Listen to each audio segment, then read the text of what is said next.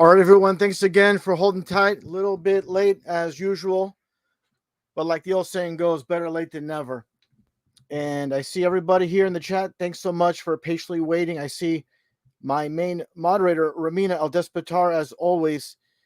Thanks, hun, so much for holding down the fort until I get situated here. And also, just want to verify everybody can hear me, actually. Let's make sure everybody can hear me. I'm going to take a quick peek here on the YouTube side. I'm on the StreamYard side of things. Let's go to the YouTube side of things and verify that. All right, I can hear myself on that side. Let me see here. All right, let me get back here. All right, perfect, great. Thanks so much, everyone, for tuning in. Charlie Girls asking yesterday about Livestream, and yeah, here we are today. Andrew McNellis, good to see you in there, brother. God bless you as well. You get an echo, huh? Why are we getting an echo? Let me see here. Shouldn't have an echo. Karen Lee, she says my favorite channel, and thanks so much for the support for so very long, Karen Lee. Great to see you in there. And let's see else. And again, thanks so much, Charlie Grill, as well. And my great brother in the UK, Black Circle, always asking, when am I going to go live? Well, of course, here we are. And Daryl Dessa, brother, great to see you in there. Yeah, I just think that was temporary because I was switching over to the YouTube side of things. So that's how it goes with that. One thing I want to actually check here on the YouTube side as well, the YouTube side of things. Let's see here. You know, with my situation now, there's no, this channel's not monetized. So definitely you guys can support me. Not required, but appreciated. Let me see if that goes in here correctly. Let's see if that goes in there. It might be a little bit messy, but there you go. Have that in there. But again, definitely not required, but just throwing that in there since this channel, there's no super chats at all. And great to see you in there, brother. Once again, Daryl Dessa. Yeah. Yeah, that's John 14:6. Great to see you in there. It's ridiculous that YouTube doesn't automatically start the stream sometimes. Yeah. Let's see what else we got in here. And always thanks, brother, for joining in. And definitely sub to John 14:6's channel if you haven't already. Tiffany Freely, another supporter for the longest time. I appreciate you so very much. I saw Nathan Oakley in here earlier when I was getting ready. And yeah, great to see in there, Nathan. And we'll get on the topic with Nathan later on. And bit of controversy. But hey, it's nothing new when it comes to flat earth or truth for that matter. There's always going to be controversy when it comes to this realm. Yeah, thanks for also verifying that, Charlie Girl. And yeah, El Despotar Ramina, great to see you in there. Lot to cover, but definitely want to say hi to everybody first, as always. All right, Eric H. Yeah, definitely a lot to cover, like I said. Again, I run late. You know, scheduling things is very difficult because, you know, life gets in the way. You know, it's like you plan things and you try to get everything right, and people don't understand. I'm trying to do things in my normal life. There's a lot of things I have to do, and I'm rushing to get everything done. Then I get home and I'm trying to get all the images and video together, and it's very time consuming. So, you know, I appreciate you guys holding tight while I get that all prepared. And let's see what we got in here. And great to see you there, Indiana. As always, a long time follower, subscriber. I appreciate that, brother, as well. Let's see what we got here. Better Than Gold. Great supporter of the channel.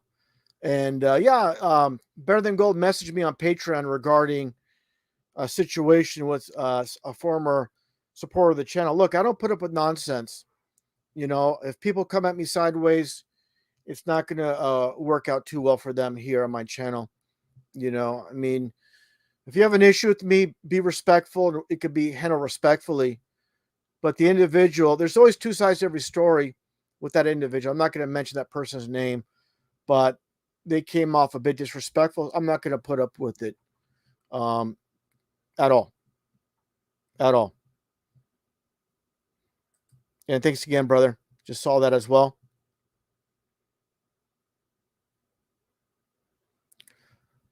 All right, let's see what we got here. And Waco Soto, I haven't seen your question. I got to scroll up still.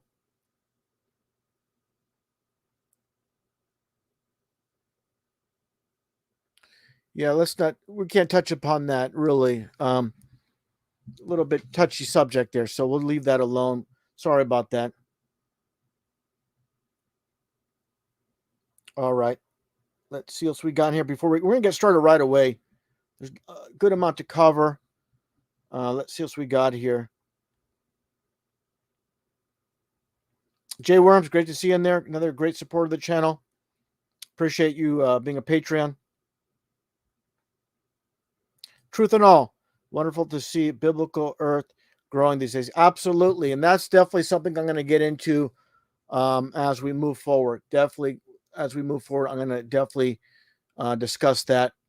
And the flat earthers, so-called flat earthers, that are pushing the non-biblical flat earth. It's so very simple to me.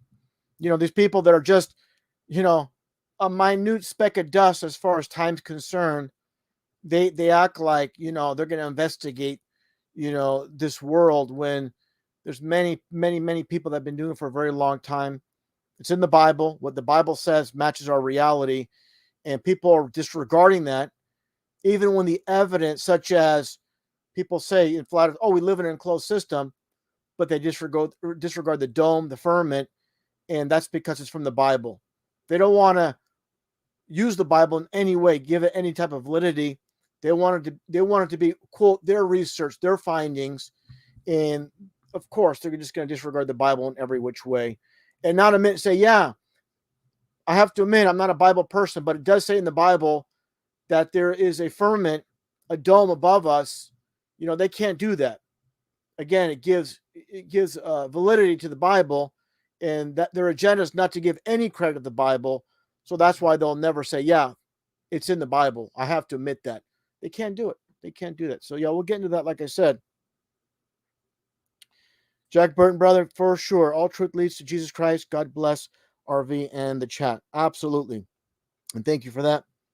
And a great supporter for a very long time is Build It. Amen. All glory to our Father in heaven. God bless you, brother. Thanks so much for tuning in. And I appreciate the support for so very long. And let's what we get here. We got here. All right. And let's see. We got a good amount of people here, and that's good to see. And my great brother, Jason410. Hey, everyone. Cheers. Great to see you in there, brother. As always. Let's see what we got in here. Yeah. And again, I appreciate everybody. And here we go with Nathan Oakley. Definitely, you'll be brought up at a certain point here as I do the screen share, and all the the fakers in flat Earth. Basically these so-called baby truthers.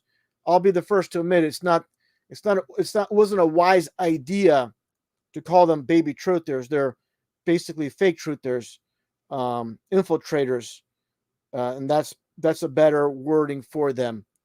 But we'll get into that a little bit. All right, let's see what we got in here. S. Holland 42. Great to see you in there.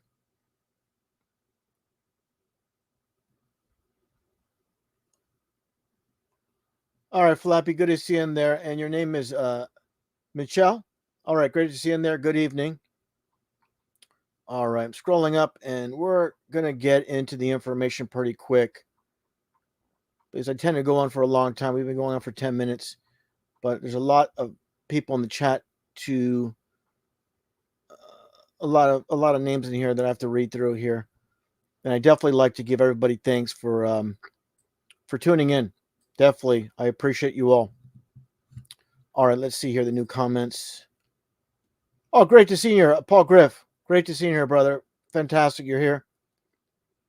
And Flappy, no worries at all. Yes, that's the best way to put it. Satanic liars posing as baby truthers. That's exactly it. And we'll get into that a little bit here. Let me just check something here. And Let me see here. I'm going to check something real quick. Looking up one individual here. Let's see here. I'm looking up this one guy here real quickly. I'll get back here. Yeah, here we go here. I'll get into this in a little bit since you brought it up. Definitely needs to be covered as far as the satanic liars, infiltrators in the truth movement, specifically flat earth.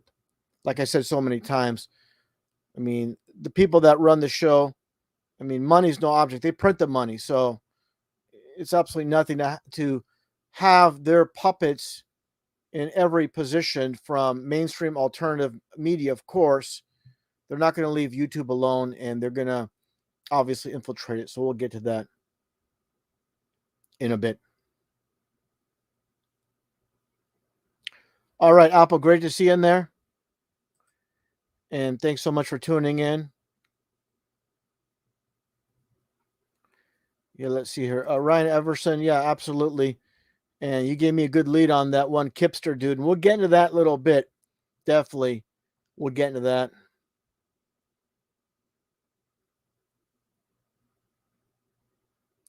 What's going on here?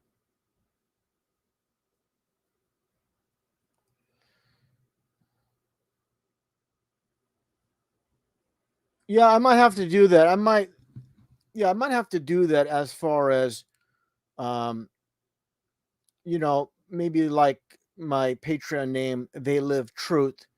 I might have to add that in there just to help find the channel a little bit better. Yeah, that's something to consider moving forward. Yeah, that's not actually a bad idea. Yeah, things, like I thought actually I was going to put They Live Truth in there in the beginning. Then I said I'll just go with They Live. But yeah, I might have to do that. And again, with the my patrons, actually They Live Truth. So yeah, that's probably the direction I'll go. Yeah, not actually, Romina, baby truthers are actually professional deceivers. Absolutely. I mean, I'll just mention right now, Jaron, that guy can't even look at the camera. He can't. I mean, when he's speaking, he doesn't even look. He's always looking down, and I don't want to hear any excuses that he's looking at, messages, whatever. He can't look straight in the camera. That's like a liar. He can't look. He never looks directly, or rarely directly, like at the camera at all, at all. And great to see Frank Censored from Australia. Great to see you in there, brother. Thanks so much once again for joining in. And let's see here. 9 Mile Roar, firm, permanent. Absolutely firm. You have the firm in the name. So yeah, we'll definitely get into that a little bit. And my great sister in Florida, Roxanne, asked me, will you?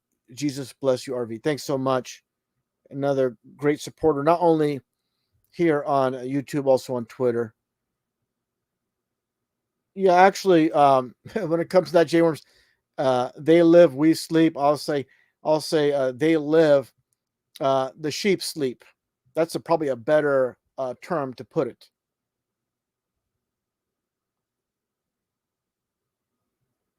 Yeah, I'm glad you put that Bible verse there, John 14:6.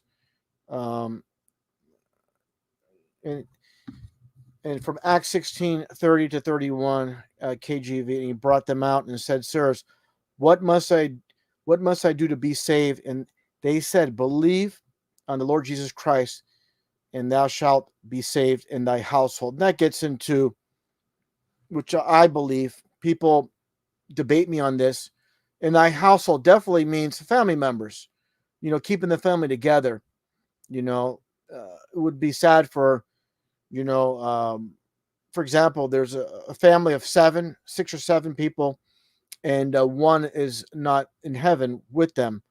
So I really believe that's what that means to me. Some people say, no, that's not true. When they say when the Bible says thy household, I was looking at those terms as your whole family is saved, and that would be, a great thing to keep the family together.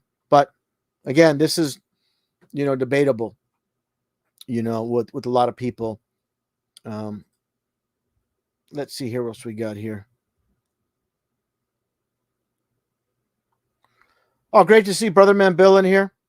Just message me and hope you're doing well, brother, and with your health and all. He says, "Hey RV, I caught you one." God bless. Yeah, great to see you in there, brother. And I'm glad you're doing good. And just keep it up, man. Keep it up. Um, you know, stop eating meat. You know, taking the proper route to bring your health around, and that's fantastic, brother. That's fantastic. All right, let's see here. So we got before we get to the information. Oh, Jack Burton, you're in Toronto, Canada. Okay.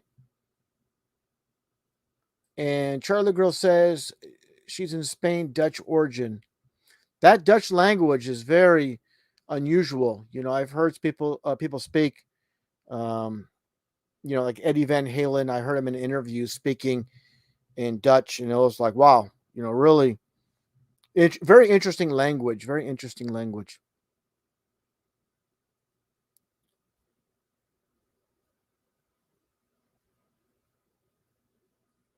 Oh, great! Thank you so much for that, Charlie Girl, for that. Yeah, thanks so much on BitChute. Yeah, that piece of garbage needs to be that Wimpy Weiss needs to be exposed for sure. Absolutely. All right. I'm going to start getting to the information because I've been going on for about 15 minutes or so saying the hellos to everyone. And definitely, I appreciate you all tuning in. And definitely with, everything that's happening in the world stage, um, you know, I gotta really set the foundation, for myself, just to be very blunt and honest, covering events going way, way back in time. And to be honest, I saw, some fakery. I did see obviously fakery. That's how I got involved with this. But, the more you look, the more you find, the more you dig. And some people might say, "Oh, if you look hard enough, you find what you want." No, you can't find something that's not there. So, for as many people know, I look back, I covered old events. So there was a time when a lot of people were covering events and current events, and I said, "Wait a second, a lot of people are focusing on what's happening now, you know, like this is something new." I said, "No, this is something they've been doing for a long time." And I went back and I covered a lot of stories while people were talking about the obvious, what happened in New York and the moon landing. And, that was the primary target for a lot of people in truth. Those two events. I started covering a lot of things while people were talking about current events. I would go back, to the 90s, to the 80s, to the 70s, whatever, and just cover old news stories. And I just bring it back to life. I'm like, look at this. You guys are covering.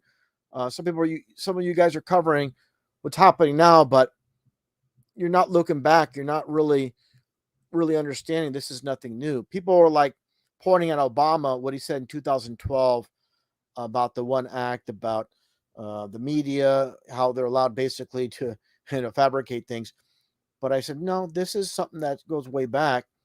And I knew that back in 2010 with the 33 trap miners. So, and basically, like two or three people covered that. No one else really touched it. And again, people are just sticking on the main things. And so what I'm getting at is, what a lot of people and the so-called leaders in truth don't get is, all these big events. They're part of the world stage, and they're working really hard to put some gray area on that. Like, well, this is real, but this is fake, but that's real, but this is fake. And they're just adding confusion to the world stage, and they don't have a place in truth when they're calling fabrications real. And that's what I'm getting at. All right, let's see what we got here. Oh, Ryan, you're in South Africa. That's just like Flatzoid, who I'll talk about in a little bit. Flatzoid as well, who I've spoken with, and that's what we'll get into pretty soon here. Let me see what it said here.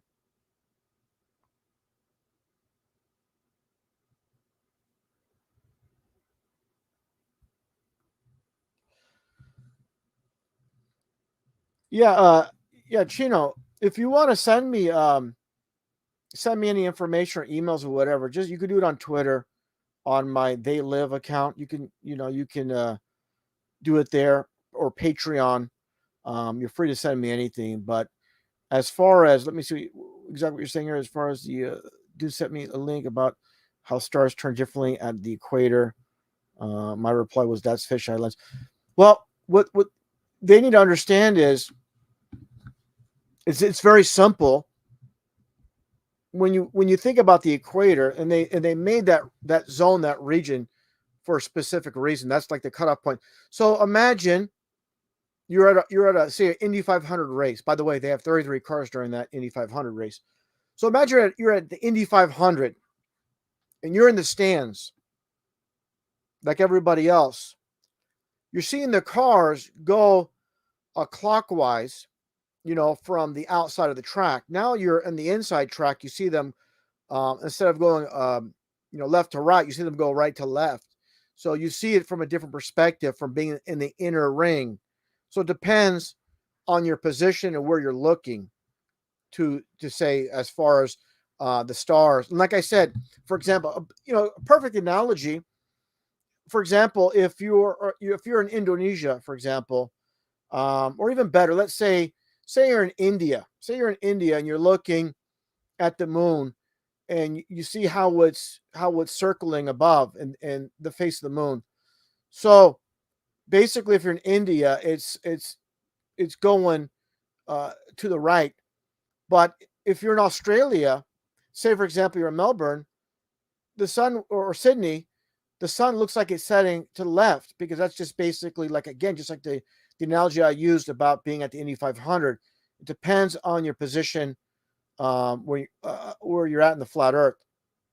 That's it's that simple. So yeah, you know, people talk about, oh, why does the moon have different faces in the so-called, northern hemisphere and southern hemisphere? It's simple. You're looking at, the opposite face depending on your location. So yeah, this is pretty simple stuff I've covered years ago.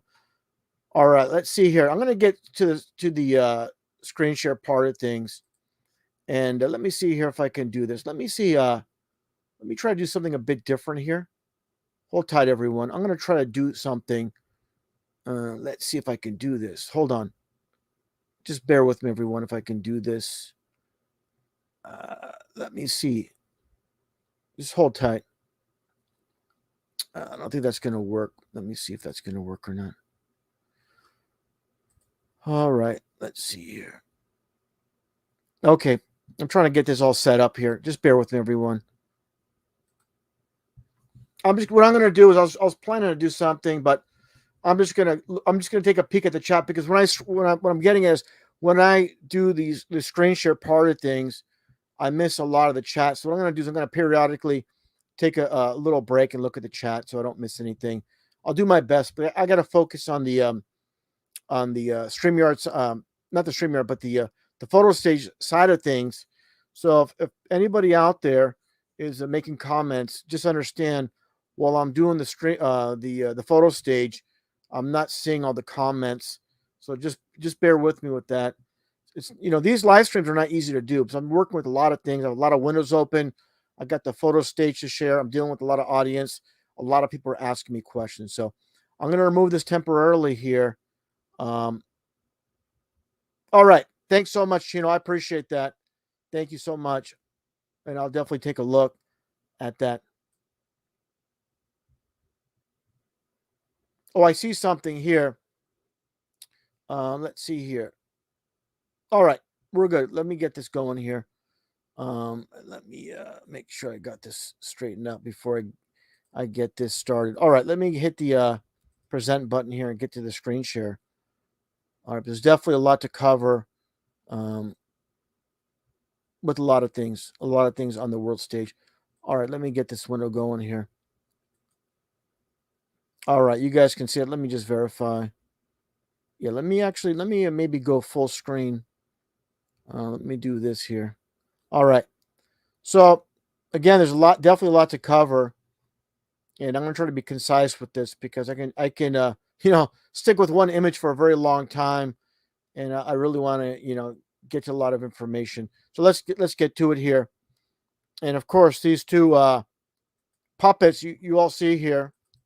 I mean, again, like I said in my last video regarding Elon Musk, of course he's just an actor. He's not in charge of SpaceX. He's not running Tesla. He's not running Twitter. It's an absolute joke. He's written into the script, more like Joe Biden or Donald Trump as so-called presidents. Basically, just a figurehead, and he's being fed lines, and it's that simple. And Kanye West as well, just another puppet in the world stage. Of course, Kanye West being 33 in numerology. Now, one thing I want to just show, the importance again of symbolism. I talk about all the time that quote from Manly P. Hall about the language of symbolism. They're not going. These two will never tell you that they're Freemasons, but they're going to show you, obviously, with Kanye West being 33 in numerology and his orange jacket being 33. And what do you see here? Elon Musk with his orange, a black shirt with an orange on it. So you're dual 33s. All right. So this is, again, for those that say, oh, Freemasons, they're not running things and the numbers don't mean anything. It's huge. It's really huge. And if people don't get that by now, they'll never get it. So again, understand, even their wardrobe is selected, and obviously the orange and black prevalent, of course. Now, that gets into my last video once again with the Kipster, Kip Dargurtis, as you see here.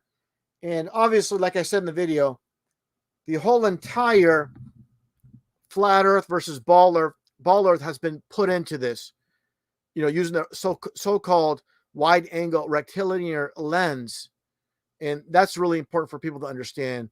In the past, quote, with Felix Baumgartner, supposedly, like Neil deGrasse Tyson said, oh, he used a fisheye lens. That's why you get the so-called curve of the Earth. Now, one thing I want to break down here. Let me see. Actually, let me do this. Let me do this real quick here, if I can find that really quick on my side of things. And I forgot to actually drop something down here because it's very relevant. And let me see if I have it. I thought I brought it down. And let me see here.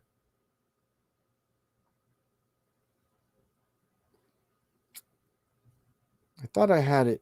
Yeah, here we go. So I'm going to bring this video down here. All right. So I'm just going to show some images here. Again, this is regarding my last video with this presentation by this man here, as you see, the fisheye lens versus the rectilinear wide angle lens. And let me show some imagery here. Let me get to what I discussed already in the video, but I want to discuss it a little bit more detail. And let's get to the spot here. And you see what these lenses do. But I want to get to the main part, what I showed. Let me see. Where's it at here? Just bear with me. As we all know, this is live. So I want to get to the part where he shows the dome. Did I pass it up already? Let's see here. Did I pass it up? Yeah, it's right here. It's coming up. By the way, interesting what he has here on the wall, as we all see. But I want to get to is right here. Let me move this up a bit. So he's in this church. This should be the next image here.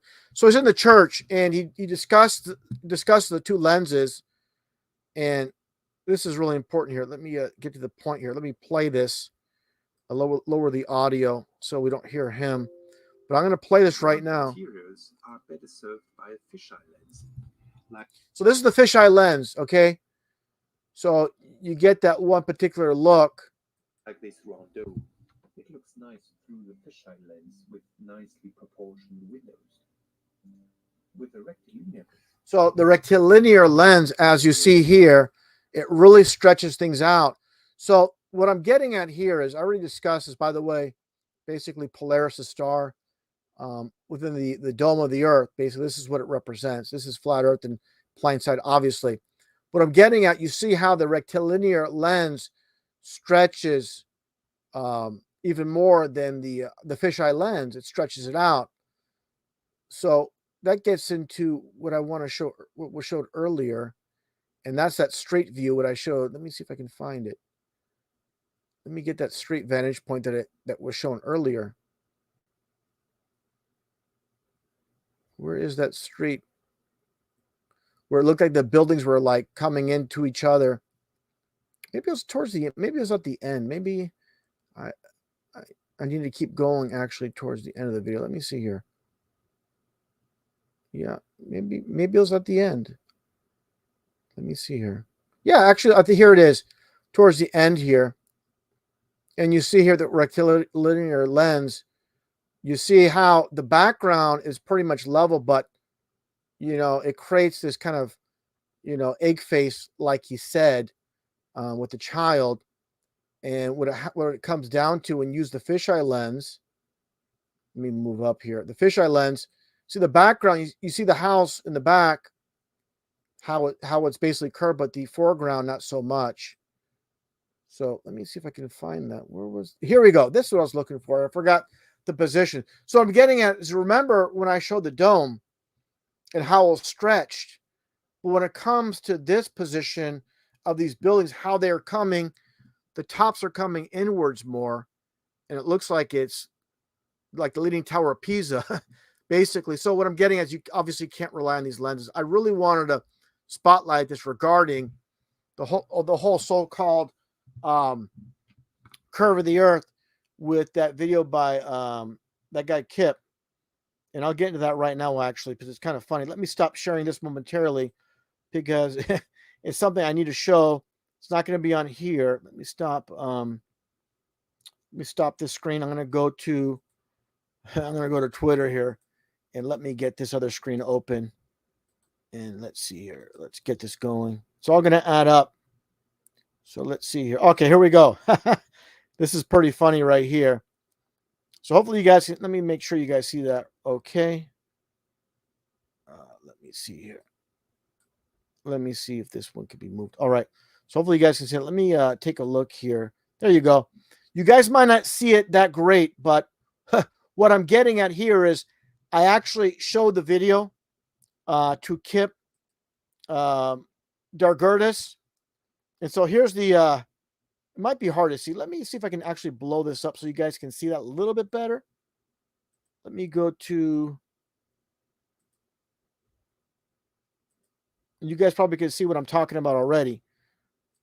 Yeah, you guys can see that a little bit better. You can already see it. Unable to, you're unable to view the tweet because the account owner limits who can view the tweets. What happened here is, I said, enjoy Kipster, and I show him the video that I put out on my new Twitter account. And he just made some goofy response. But what I told him here is, as you can see, it says Globers, this is the Kip. Glober said you can see the curve of the earth at the beach. So why launch a rocket? So take a look here after I put this up for the Kipster. And this is what happened here. And you can see this. Yeah, the Kipster wasn't too happy. That basically I exposed his nonsense, his garbage, and blocked on Twitter because the truth hurts. And poor Kipster, yeah, he wasn't too happy that I exposed his nonsense. And again, definitely, this is the point I'm making when it comes to the video I made. And let me hit back here, actually. So the video I made here, obviously, I pointed out where this is obviously all about, pushing the ball earth. Why would they have this guy launch this rocket, supposedly amateur? So the whole point is, you supposedly have professionals in NASA. You have professionals, with SpaceX, supposed quote professionals, Blue Origin. So people might say, oh, all these individuals with these companies, NASA, SpaceX, Blue Origin, they're all controlled. So what they want to do is reach the full spectrum. Like, oh, even amateurs can do it themselves and you can supposedly see the curve of the Earth. So that's why they have Kipster in this bogus rocket launch, saying it's not just professionals in the so-called industry. It's actually, amateurs are doing it too, and they're working hard to prove the bogus fake flat ball Earth and discredit the flat Earth, and that's basically the whole purpose of the Kipster doing this. Yeah, and so that's what it's all about. But yeah, it's funny that he that like I showed earlier, Kipster, yeah, in his fake phony garbage. Yeah, just smoke and mirrors. It's basically he's just hired help, and that's what it comes down to with the Kipster there. Let me take a quick peek here at the chat before I go any further. I said I would do that, and let's see what we got here.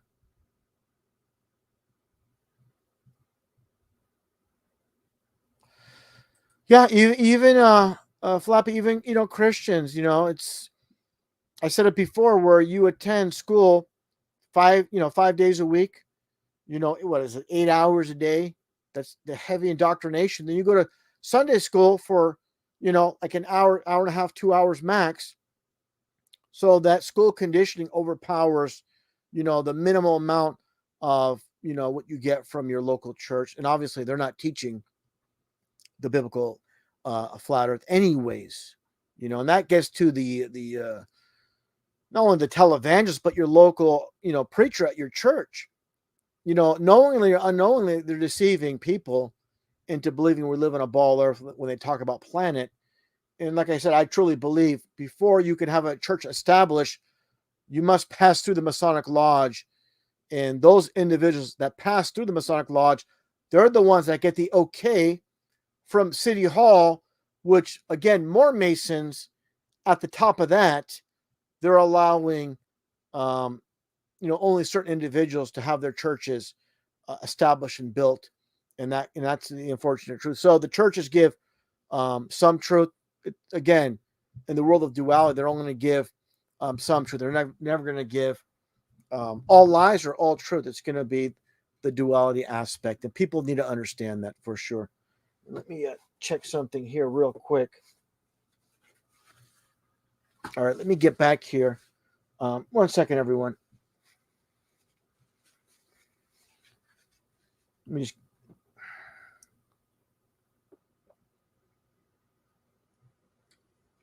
All right. Let me take a look at the chat here before we get back to the screen share. Yeah, Jay Worms, that's what it comes down to. The BS, the indoctrination centers. When I was very young, I knew there was a control mechanism of while the parents were their slave jobs, the children were being brainwashed the same way their parents were through the same system. Yeah, absolutely.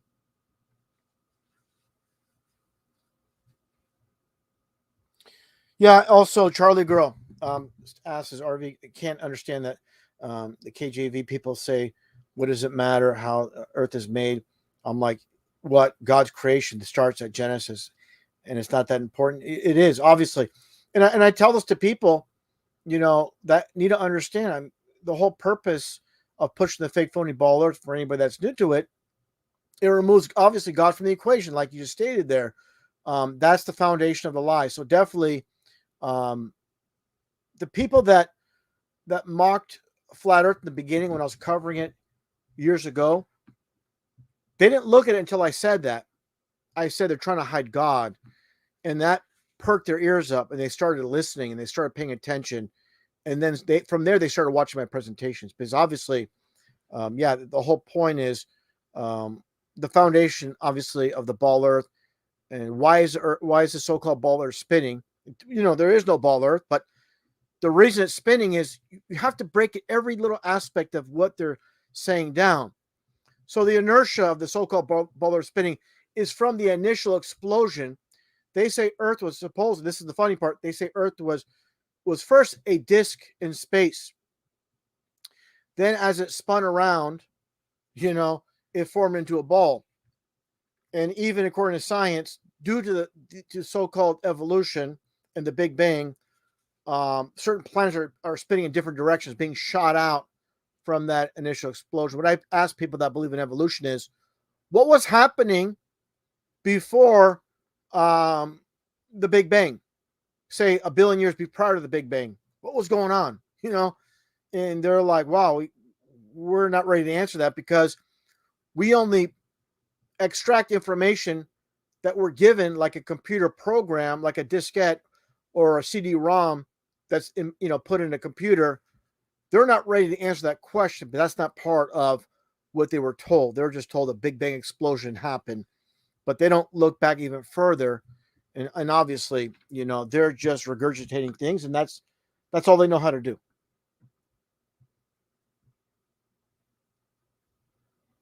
Let's see here. We got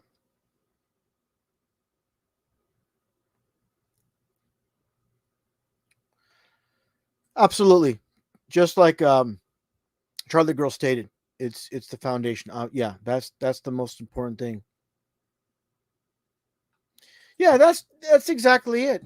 God deserves all the glory, flat earth. Yeah, I mean, they're obviously, that's what I'm going to get into a little bit, where a lot of these fake truthers, fake flat earthers, they want to give no credit. They don't want to give any kind of hint that, hey, the Bible basically describes the world we live in. Not only, does it say in the Bible, it matches our world experience, what we see in our real world with the pressurized system. Like I said earlier, so many fake flat earthers, they talk about a pressurized system, but they ignore the Bible when it talks about containment. And so that tells you they have an agenda, an anti-God, anti-Bible agenda. And great to see you there, John, in the UK. My brother, are we up late? Thanks so much for listening in, John. I know it's, was it 5 hours ahead? What time is it there? In your UK there? Actually, you're 8 hours ahead there in the UK.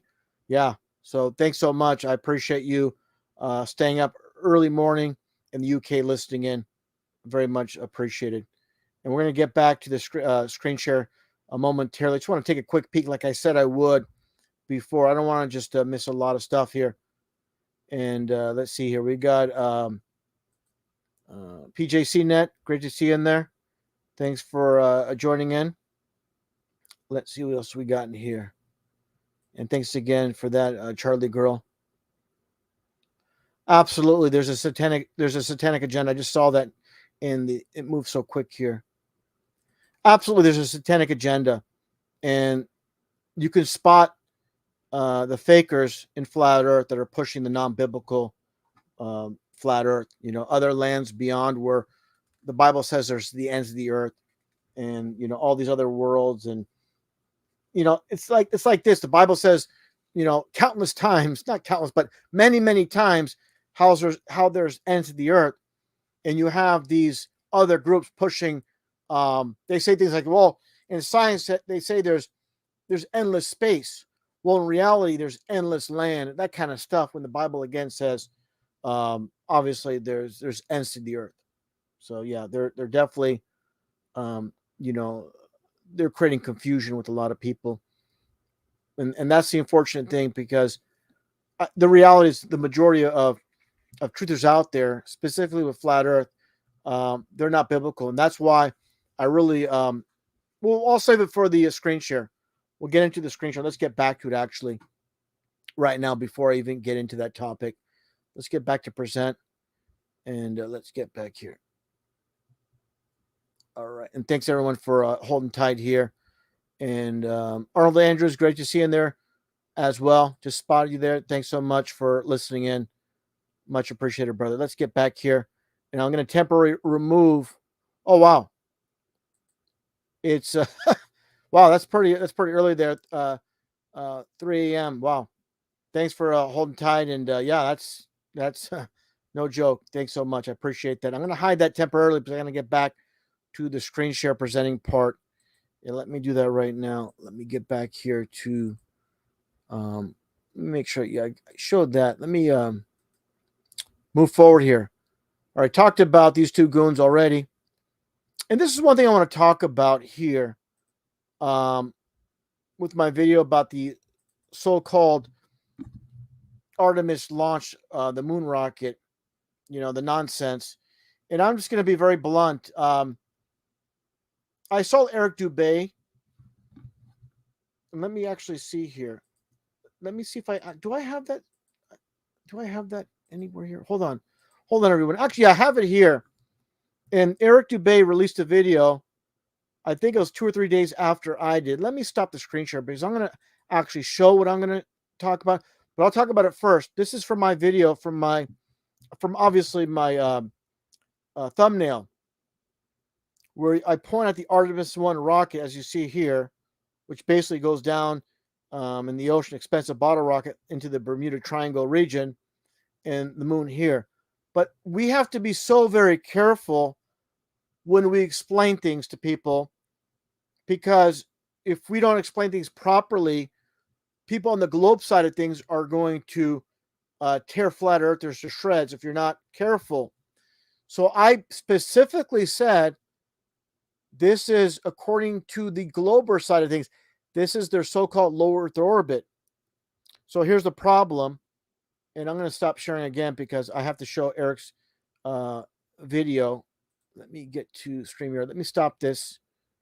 Actually, it's not even showing. I didn't even get to show it. I'm so sorry about that. Let me show that. I don't think it went through. Yeah, now it's going through now. I apologize for that.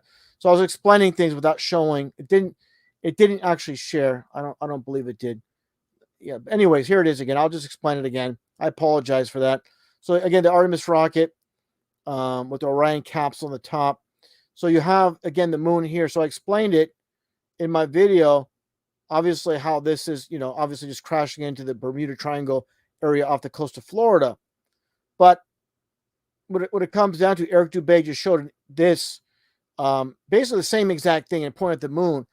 He did not mention, and let me make sure it's sharing properly. He did not mention, he totally disregarded the Glober's perspective, where they say it's a low Earth orbit, where basically the so-called Artemis rocket is spinning, not spinning, but going around the ball Earth, in a circle. Then it finally goes to the moon.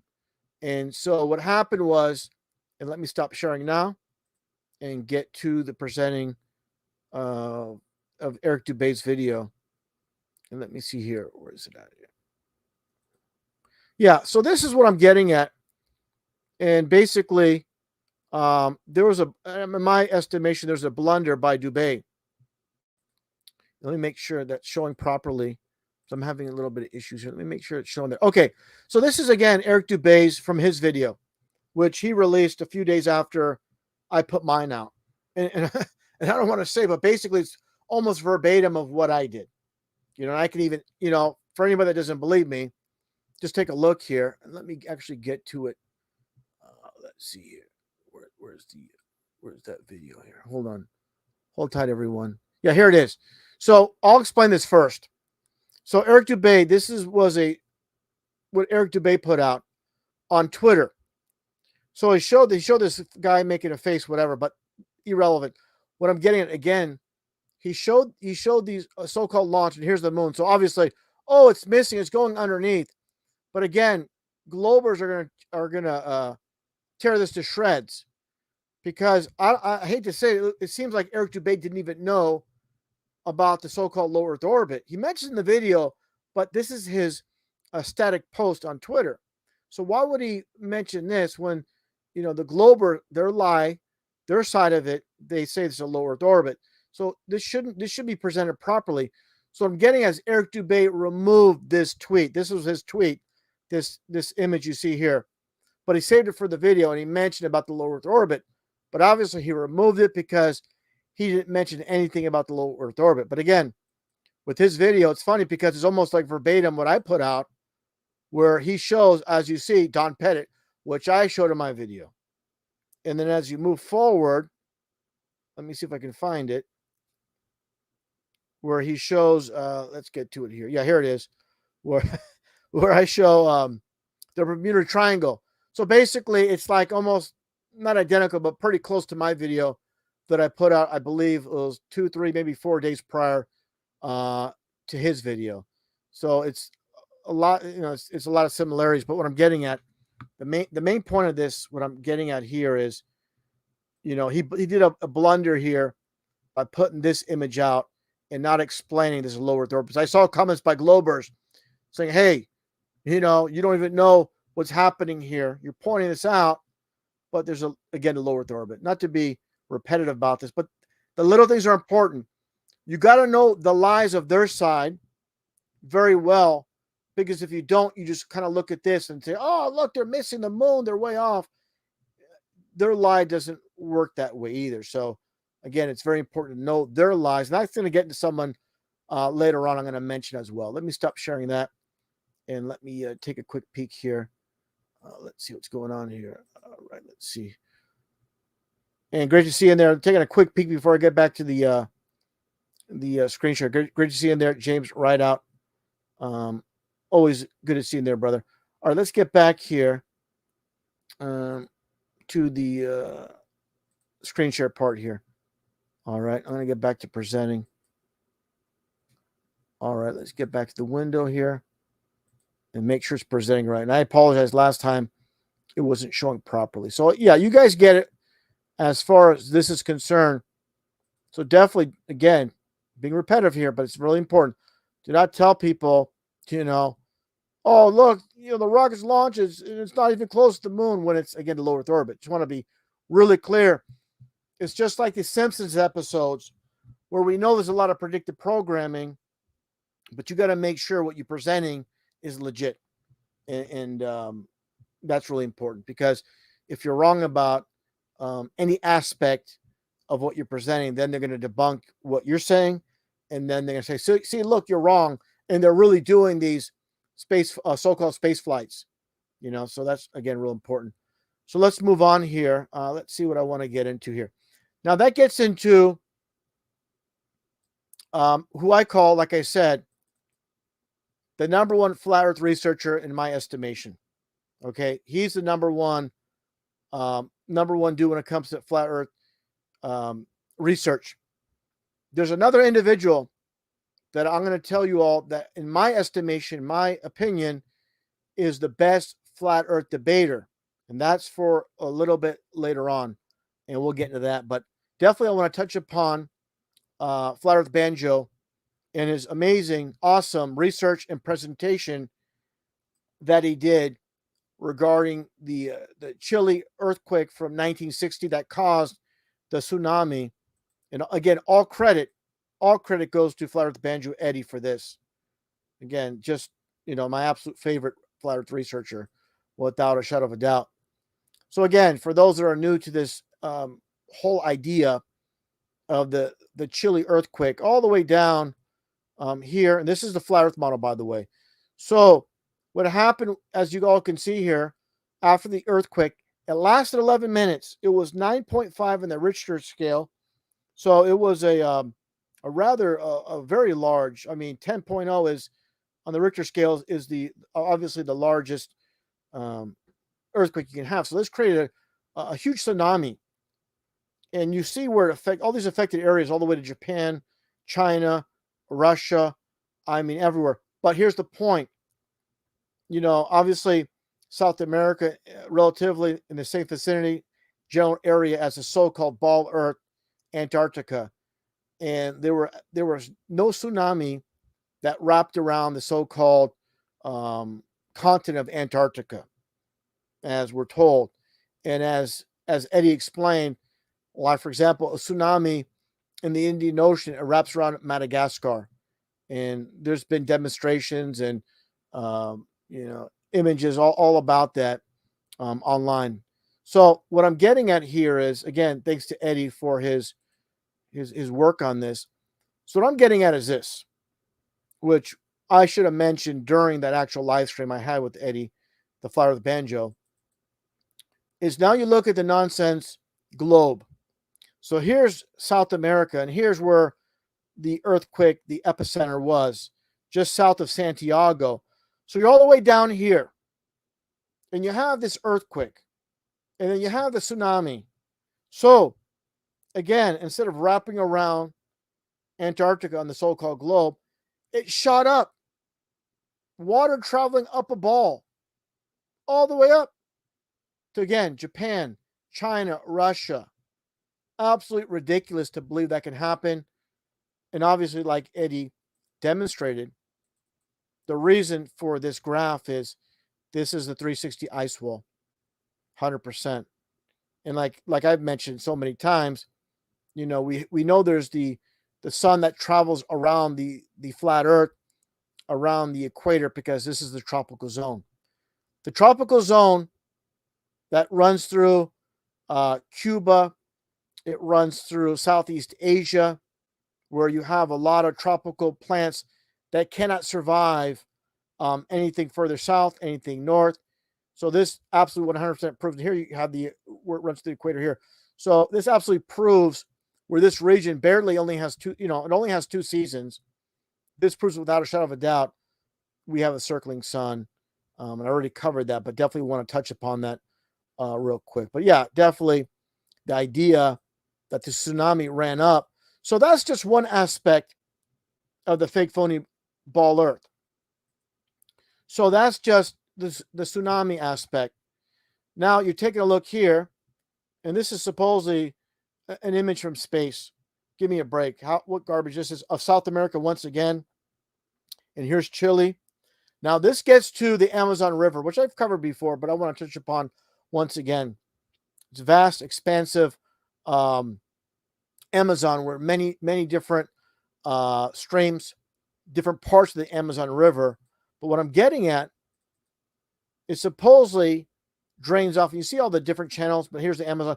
It drains up the ball into the Atlantic Ocean. So yeah, supposedly, and this is absolutely ridiculous. All this water traveling up the ball. So we don't see water traveling up a hill, traveling anywhere like we're told that's happening on this ridiculous baller. So yeah, this is absolutely ridiculous. Also, I want to mention as well, when you talk to the globe goobers, and they say, well, there's no up and down in space. So I asked them, from the vantage point of being aboard the so-called ISS, so what would you call this? Is this north? Is this north? Is this south? So what do you call it? And they're stumped, because they say there's no up and down in space. So they don't want to call this north. They don't want to call this south.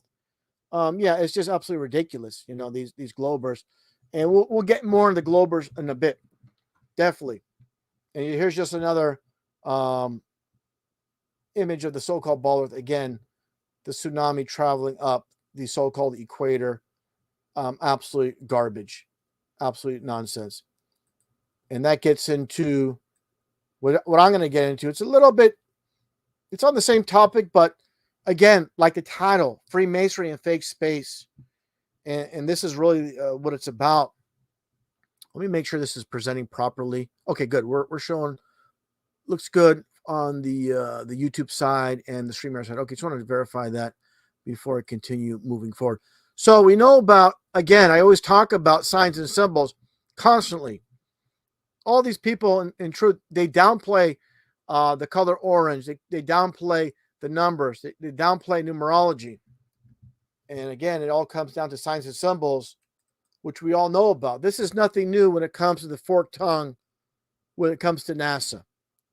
The forked tongue and the actual serpent, like biting its own tail here within. So you have a snake and you have the snake's tongue. And that's one thing I want to get into, where people don't talk about this. You see the tongue, but people don't talk about the actual serpent making its path, and the snake and the actual tongue all seen in plain sight. But that gets into how they control our whole entire system: entertainment, politics, obviously with entertainment, the music industry, Hollywood, the video game industry. So that gets into, again, what you see here with the forked tongue with NASA. Deceivers, liars. They're telling you they're liars and deceivers through symbolism alone. They're never going to tell you. They're never going to admit we're liars. They're going to show you with signs and symbols. And that gets into what I showed before. And I'll definitely get into Flatzoid later on, who definitely, we talked about this on his channel. And I presented this to him and his audience. where people see this, millions upon millions of people own a PlayStation system. They see the logo, they have no idea the importance of symbolism or what this even means. They just believe, oh, this is a P and this is a S on the ground. Absolutely not. This is the duality aspect, just like the AOK sign. So what you have here, obviously, is a serpent, the coil on the ground, and this is like the cobra's head, as you all can see. So there's snakes running Sony, just like you see here, with the serpent and the coil and the serpent's head. So again, this is something, you ask a fanboy of video games and PlayStation, you ask them, what this means, they'll have no idea. Again, they don't understand symbols. They'll just tell you, again, it's a P and an S for PlayStation. So that gets into, actually, I want to show this. I should have pulled this down first. I showed this in videos prior, but let me take off the volume here, but it's not needed. So I'm going to show this. And I showed this in videos in the past, but I want to show it again, this version here on TikTok. And actually, let me do this here. Let me see if I can do this, actually, to get a better perspective here. Let me do this here. Just hold tight, everyone. It won't be that long. So you see this here. Let me do this a little bit more. So again, this is Call of Duty for PlayStation. And obviously what you see here, like I showed before in videos, is the flat earth model under the dome. And here you see it here too. It's a little bit harder to see. There you go.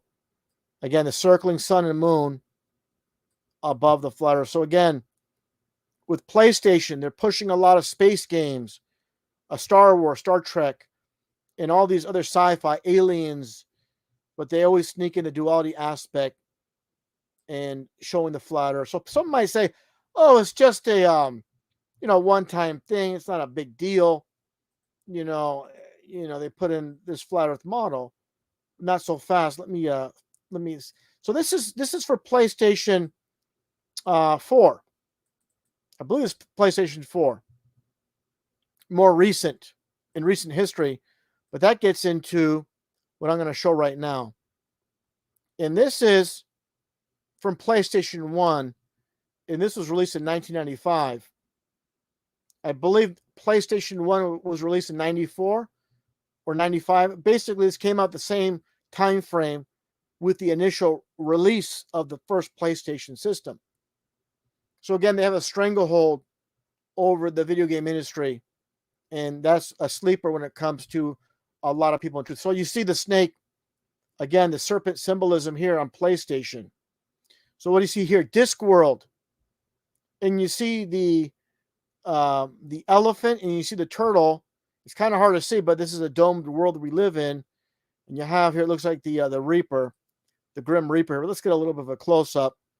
Hopefully you guys can see that fine on your side of things. But definitely, there's the dome, and there's the elephant surrounding, and there's the giant turtle, and again the Reaper with the sickle, and that's definitely the flat Earth model. Obviously, Discworld, and actually I've covered this in a presentation years ago. So it's not just like a one-time thing where they put the truth in plain sight. Again, when it comes to flat Earth, and again, these people that are playing, shooters, games based on space flight, they give us that duality aspect of the truth in plain sight, and people don't get it, the biblical flat Earth model. And the saddest thing is a lot of Christians, they turn their eye, they turn a blind eye, to the flat Earth truth, the biblical flat Earth truth. One thing I want to point out, the obvious, we're all standing upright on the flat Earth, and they always make fun of, boats going over the side. On a ball, obviously, if you live in a ball, there's an edge. You're basically you can fall over the side too. So, and of course, their thing is, gravity makes everything stick to the ball. But either way, they can try to mock a flat Earth with falling over the edge, where obviously, like I showed earlier with the fake phony, I showed that one. Let's see here. With the fake phony globe, obviously from the top, you're going over the edge, underneath, so anyways. let's move on here. And that gets to the basic foundation of video games. So again, this is nothing new when it comes to, say, like PlayStation with the programming. No, they've been obviously at this for the longest time. And that gets into with the extremely popular Atari 2600. And as you can see, the release date September 11th, 1977. So this was done on purpose. I don't have it here, but the Atari logo, it's basically like a pitchfork, a trident. That's basically their logo. And actually, you can see it here. Unless what I'm getting at here is after the first initial release of the Atari 2600, remember on the box it says game program, like you're being programmed, and it's kind of hard to see here, but with the Atari logo, but you have that trident symbolism on the bottom here. But again, the program and the last card in this case is the Space Invaders, like Project Bluebeam. You have that that happening right there. And yeah, what do you have also before that?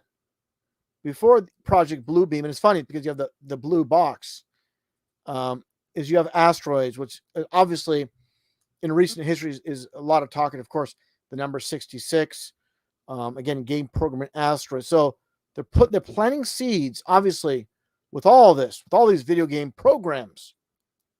And obviously, Missile Command is based on humans. It's basically, quote, global defense.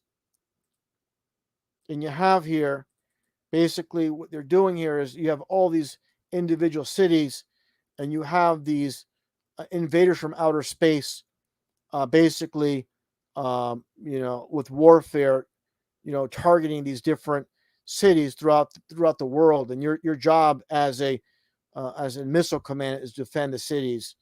This is all again about the so-called alien invasion, and obviously it's all in plain sight. And again, just really quickly, from a video that I put out a while back, the Godzilla versus Kong movie, and again they're showing the flat Earth truth in plain sight. Godzilla under the dome. It says dome here, and as you move forward, you actually see Godzilla hitting the dome with a spear. Let me back that up actually, and you see it here with Godzilla. Oh, I'm sorry, with not Godzilla, with King Kong, with King Kong throwing the spear, and obviously hitting the dome and the firmament, basically. And what I find interesting, it's almost like they, it has the honeycomb, um, the web, the way it's kind of built. They're showing that, like they have some kind of knowledge of something, or something of that sort, where it's actually built in these segments, like again, like a wasp nest or bee's nest, these almost like honeycomb type of segments. Yeah, but again, just going from the entertainment aspect, just showing how they're putting that truth out there, in plain sight for all to see. And actually, let me stop here momentarily. Well, actually, I want to point this out as well before I do that. And again, the video game industry, when it comes, so this is a PlayStation, like I said, this is PlayStation.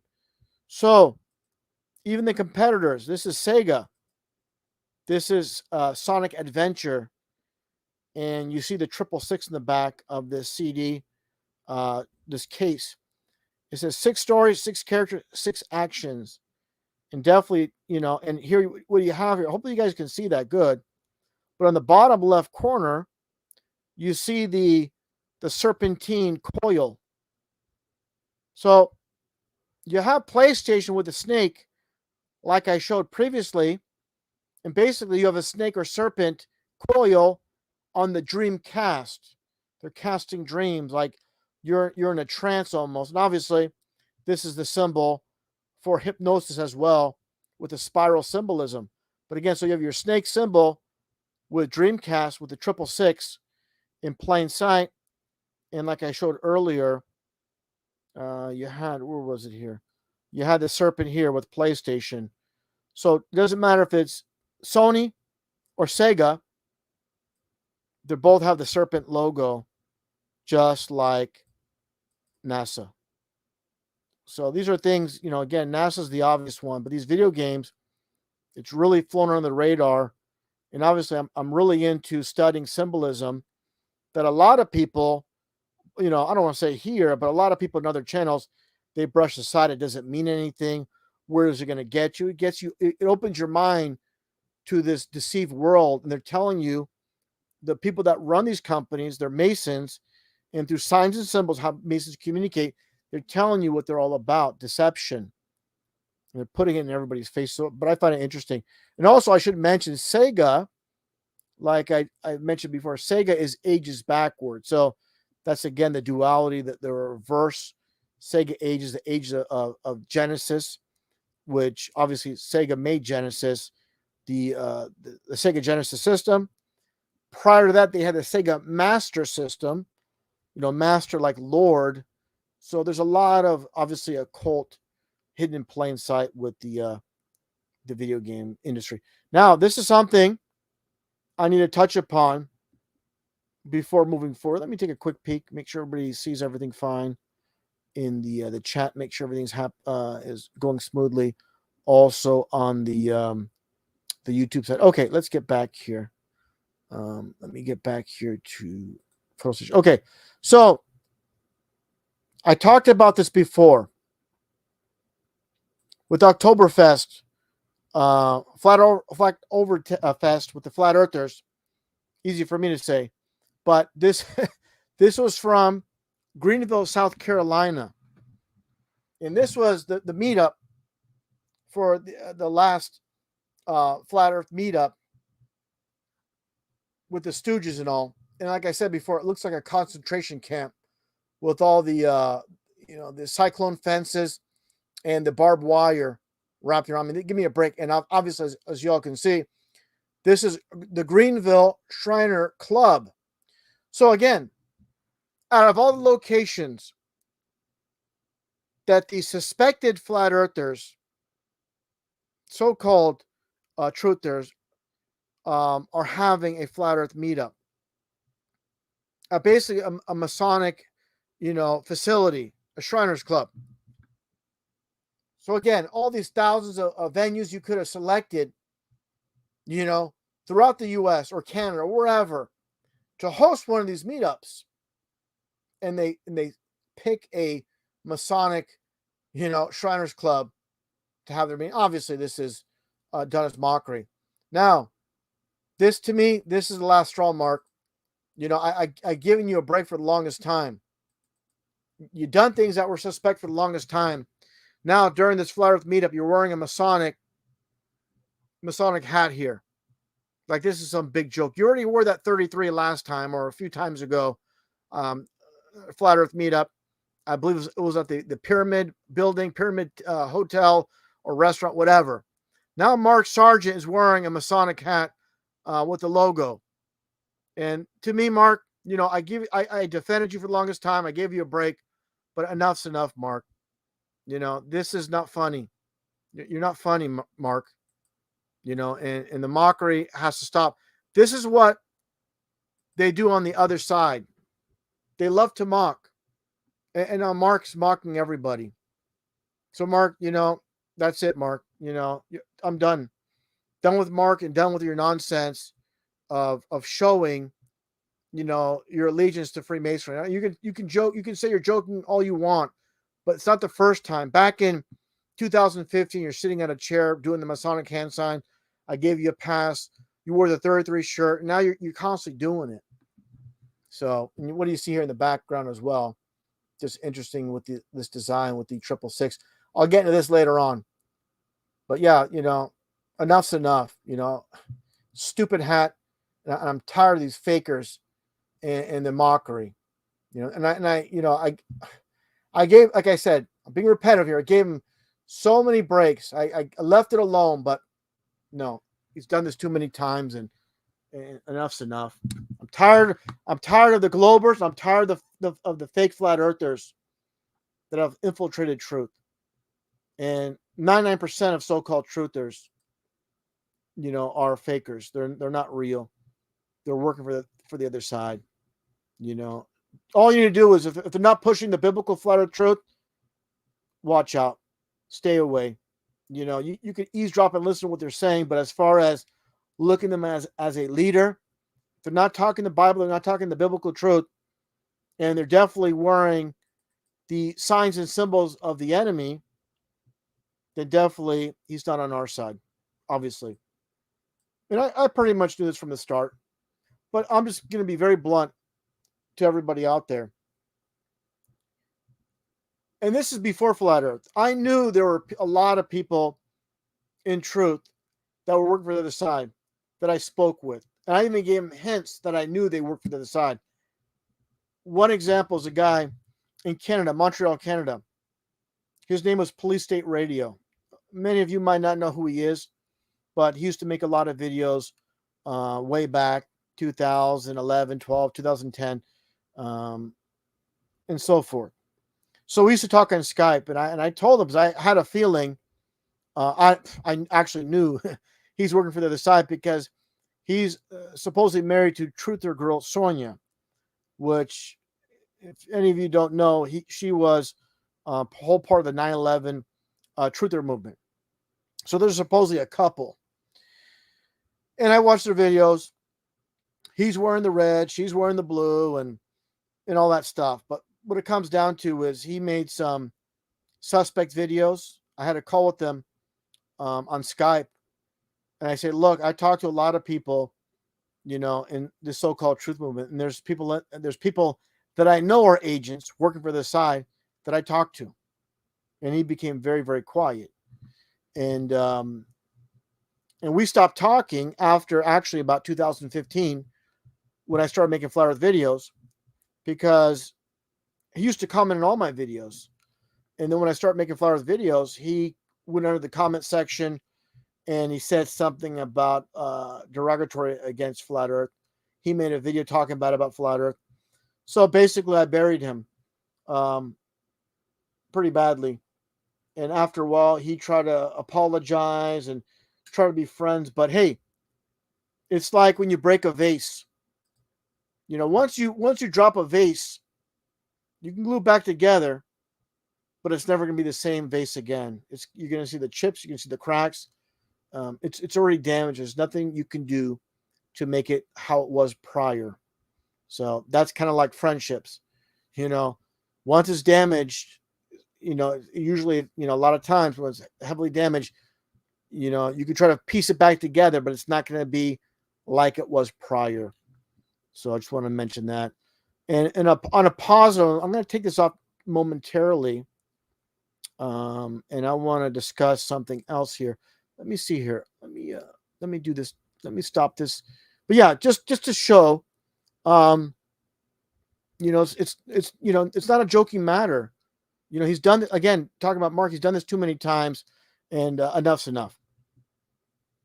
Actually, before I continue on, I'm going to take a look at the chat and see what's going down in the chat right now before I move forward, because I want to move on a positive side as we move forward. But let's take a look here. Yeah, thanks for that. I appreciate it. It's a great analogy. Yeah, thanks for that. I appreciate it. Oh, it's great to see you in there, Barry. I appreciate that. Yeah, listen, if you're a truther and if someone's telling lies, they're not a truther, and that's gets to Wimpy Weiss saying he had the bug on an Australian radio show. Yeah, he tried to do damage control after, but again, if you're a truther, so-called truther telling lies, that's not a good look. So there's no excuse for that, and I don't care what they say. Oh, I'm just doing it to make it easy. I don't want to touch upon the subject. No, you tell the truth if you're a truther. You don't lie. But that's Wimpy Weiss. He lying is his language. He's very fluent in it. That's his language. Piece of garbage that guy is, anyways. All right, let's take a quick look here.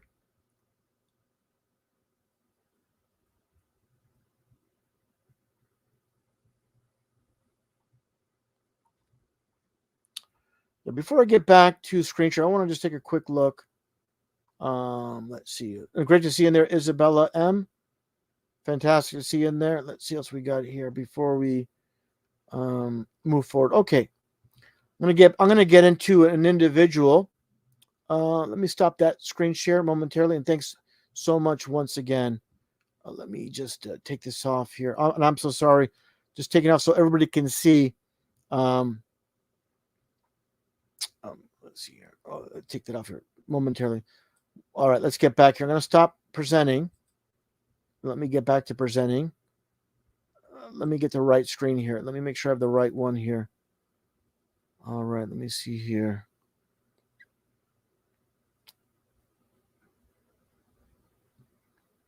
Let me see here. Okay, it should be. Oh, here we go.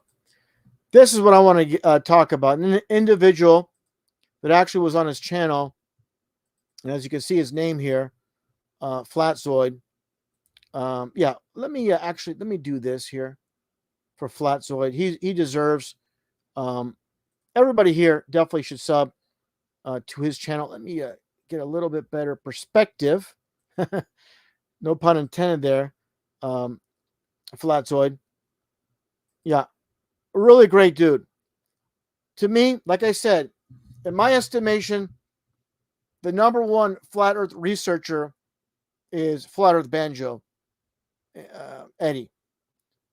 But to me, the number one flat Earth debater is Flatzoid, without exception. He absolutely demolishes individuals here. As you see, this piece of garbage, Craigie. This guy, oh my goodness, what a worm Craigie Fight the Flat Earth is. We'll get more to Craig later on, but basically, Flatzoid completely destroys Craig Fight the Flat Earth. I mean, demolishes him. I've never seen Craig Fight the Flat Earth stumbling over his words so much.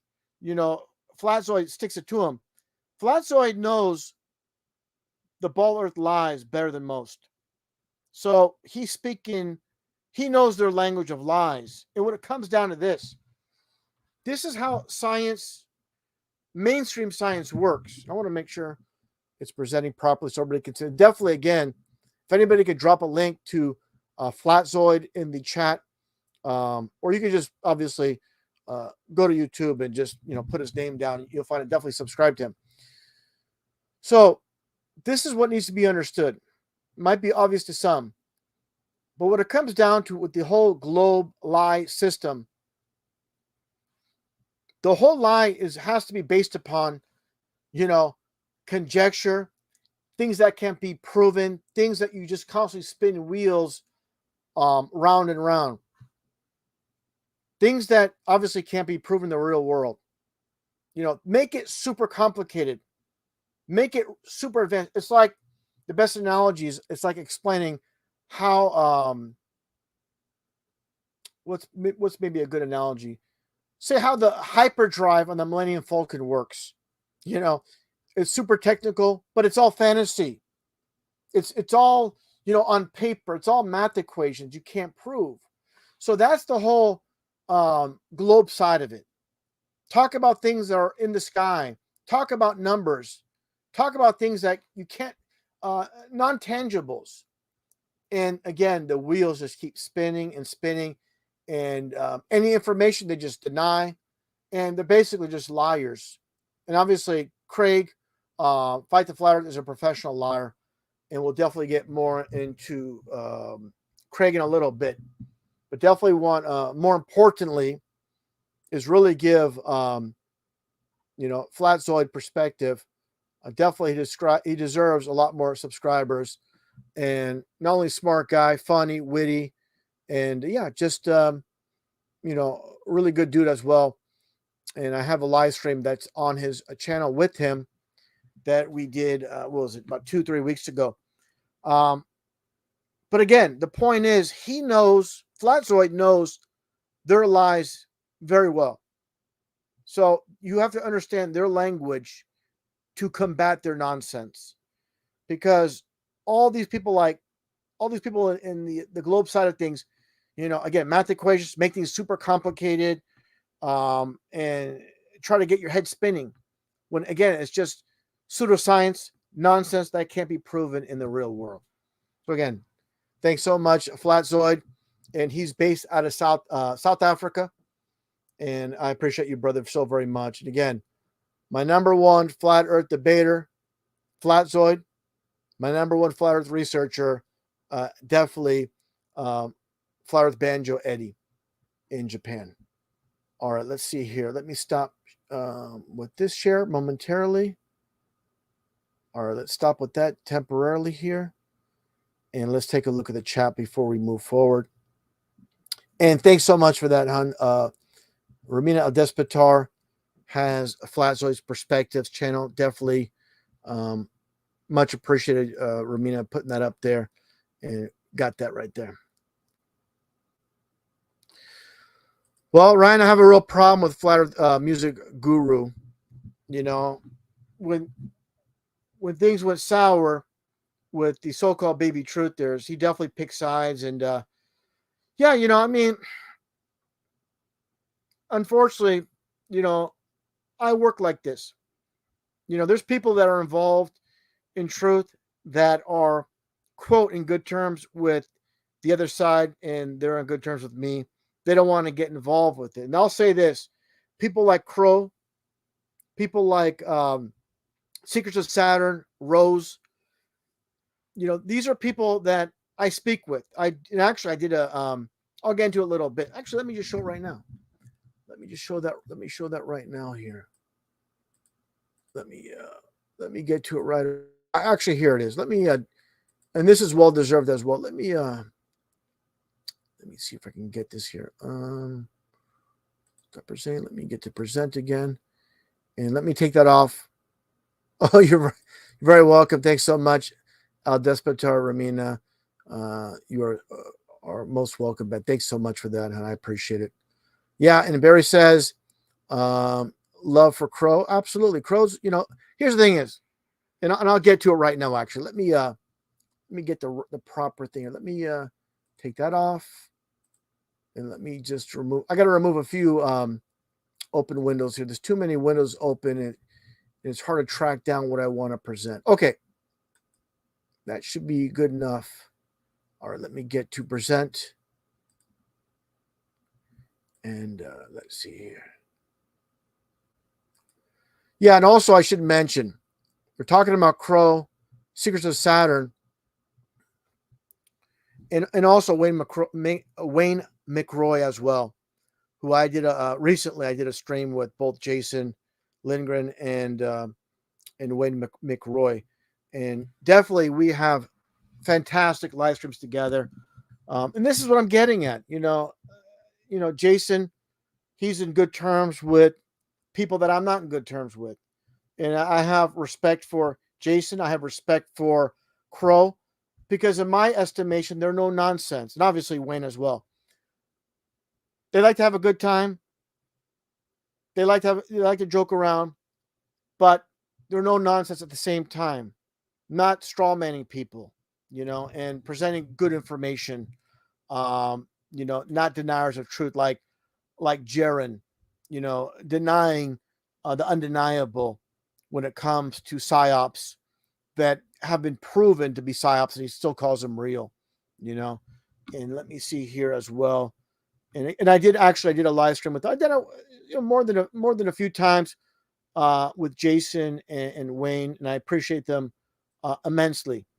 And here's the thing is, like, I'll speak with Jason privately on Skype, and if he has a disagreement with me, he'll tell me. But he does it in a very respectful way, and I respect Jason as well. So we I don't want to say we butt heads, but if we disagree with something, we're always on good terms, because we're good like that. And I know he's no nonsense. When I smell a rat, the gloves come off, you know, and that's what it comes down to. But I want to actually share something else as well. Let me see if I can do that with a click here. Is that going to change over or no? Actually, I need to remove that, and let me see here.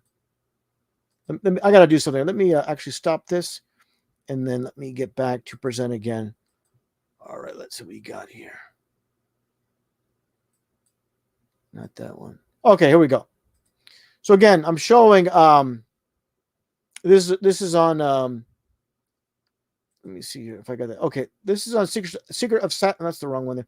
Let me see here. Let me get to the right page. Okay, I got too many windows. Okay, so this is Secret of Saturn's channel here, and definitely subscribe to his channel.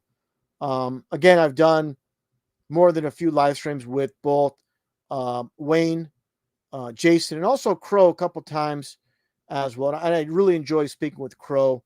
And again, Crow someone, obviously, he speaks with people I don't like, to say the least. But again, there's certain individuals that, that remain neutral with all of this. And I appreciate it. And of course, Rose herself, top right corner, as well. And I appreciate it. Not this person. Forget about this person here.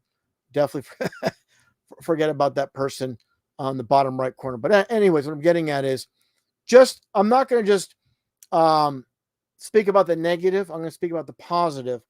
And also, I should mention this. And I'm going to stop this. And again, this wasn't planned, but I'm going to do this as well. And this might surprise some people. But let me see here. Let me close that window. And let me do this here. Hold on, everyone. I just call it like I see it. And that's all I know how to do. And let me see if I can find it here before I move forward. All right. So like I said, I call it like I see it. And it's this individual here that I think is did a really good job. Let me actually get to the present part before I continue on. All right. And so this might surprise some people, but that's okay. Let me make sure I got this right here. All right. Let me share that right now. This individual here, this is on actually Jaren's channel. And I saw this, and her name is Peggy Hall. And I think she did a fantastic job. A Bible believer, a flat earther. And I'm so sorry there, Barry. Let me see if I can do this here. I apologize for that, Barry. I got to remove this temporarily here so we all can see this here. Just 1 second. And I see Cheyenne there. Good to see you in there. And let me just take this off momentarily. And maybe I'll play a little bit and just listen to what she says. Everybody can come to their own conclusions, but out of everybody, again, this is on Jaren's channel. Someone that was part of their, what you call their Flat Earth meetup online. And I listened to what she had to say, and she's supports the Bible, supports God's flat Earth. And just take a quick listen to what is said here. And anybody can take the time to go to the channel and listen for yourself. But let's get to it here. Let's take a listen, or attempt to take a listen here, what is said here by Peggy Hall, which I thought was fantastic. And this is just a segment. I don't have an exact timestamp. I'm just going to play it here just for about a minute or so. Them to tell me. So when we're having the hard conversations, I find it very, very powerful to also open your mind to be exactly in the position of an open-minded recipient of knowledge, just like we're asking others to be.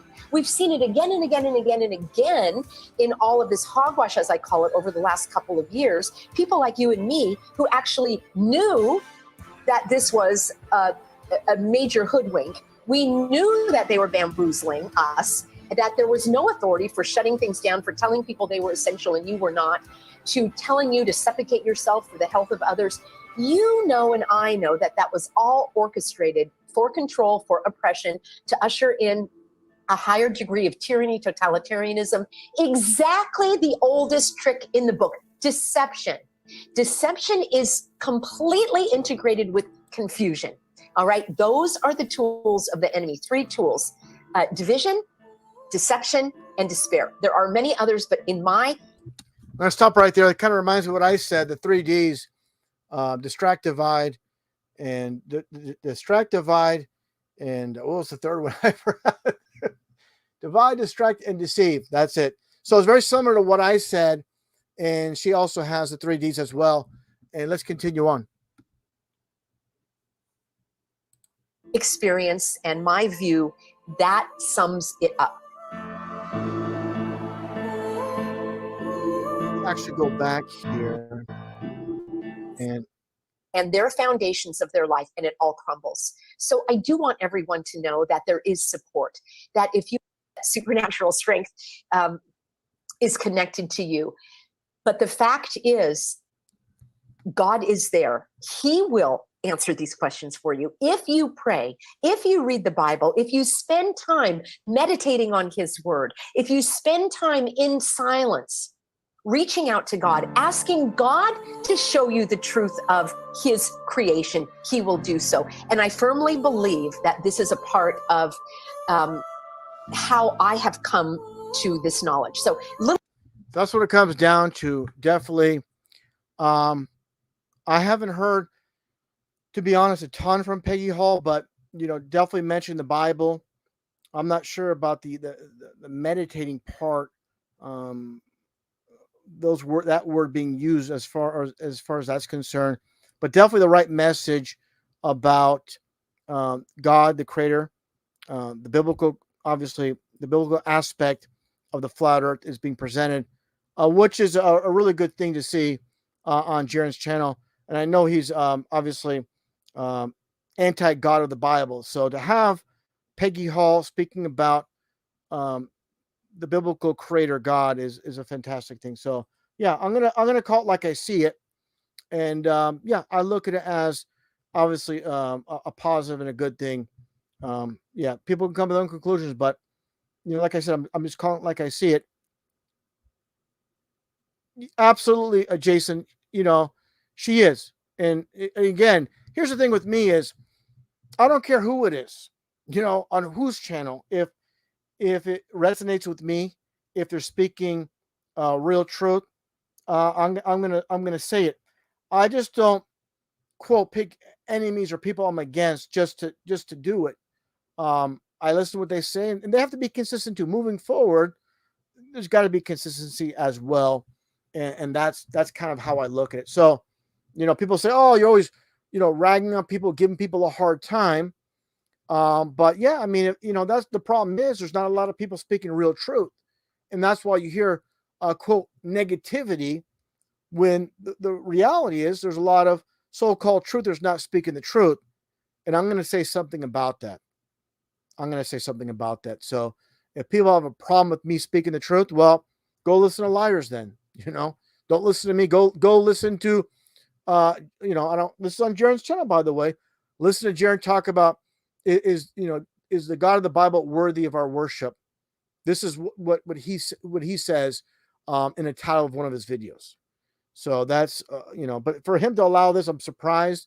But whatever the case is, definitely fantastic to hear this again from Peggy Hall on Jaron's channel. And Charlie, great to see you in there. Let me see here. Actually, I'm going to take a look here. Let me see something here on the YouTube side of things. Just bear with me, everyone, while I do this here. Let me see here. And I'm going to add some mods here. Charlie girl, I just added you. Charlie, I added you. Let's see what else we got here. Isabella. All right. And let's see. It's because obviously this channel is pretty much a new channel.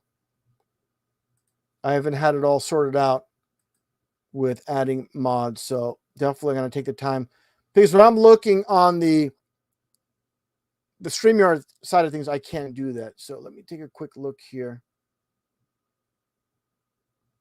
Let's see here. And Barry, obviously, yes. Let's see what's weird. All right, I added a few. I'll add some more later on when I get some more time. All right, just hold tight, everyone.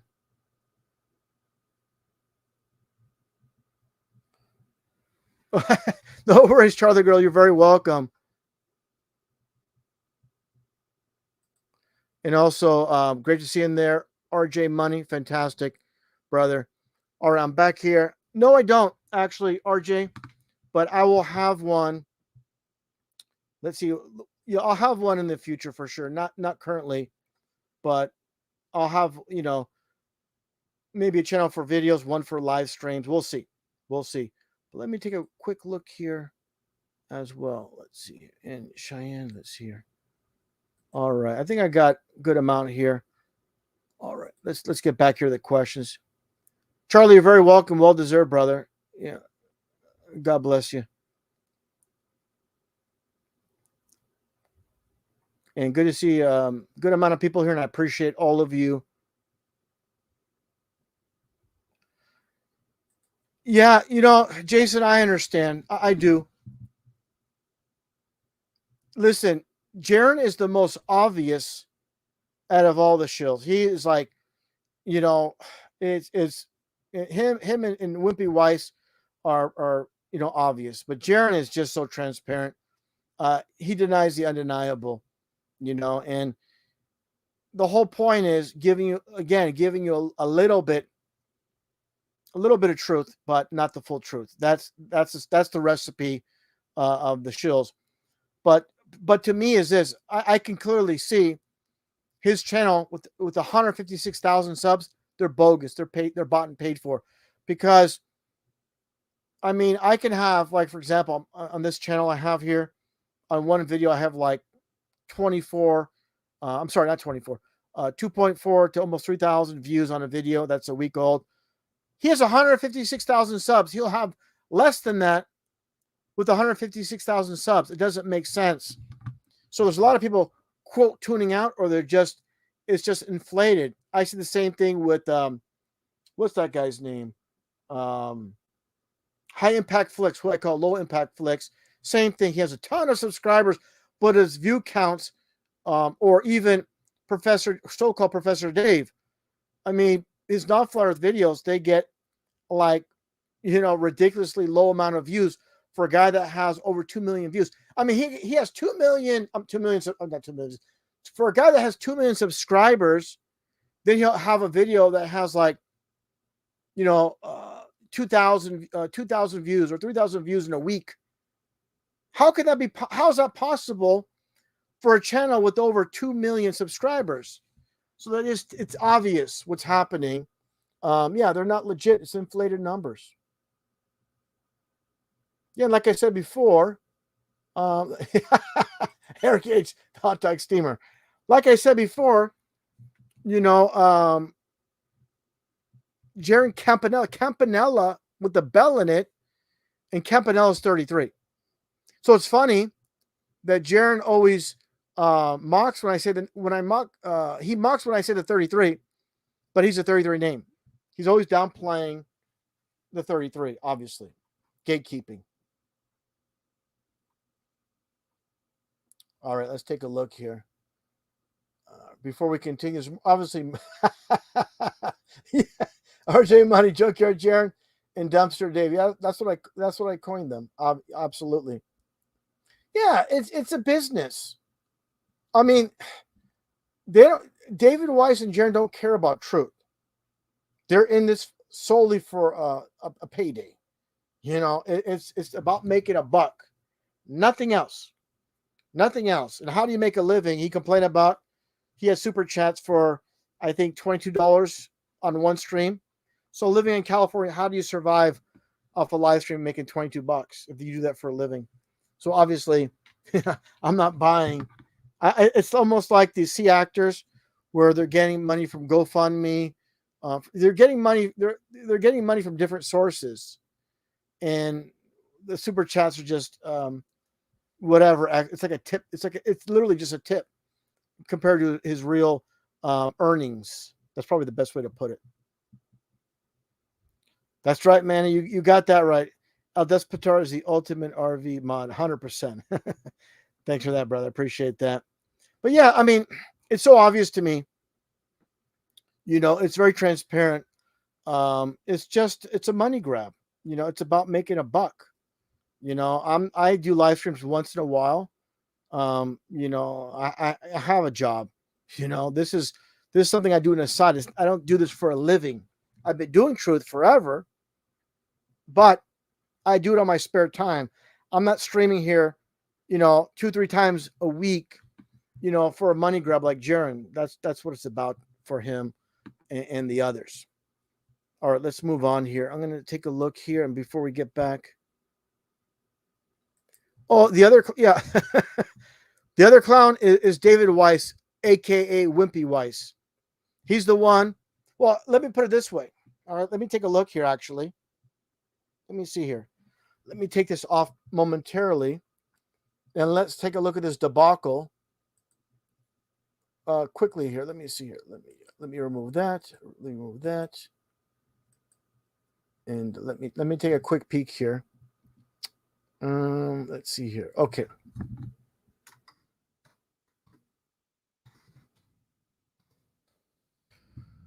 All right, let's take a look here.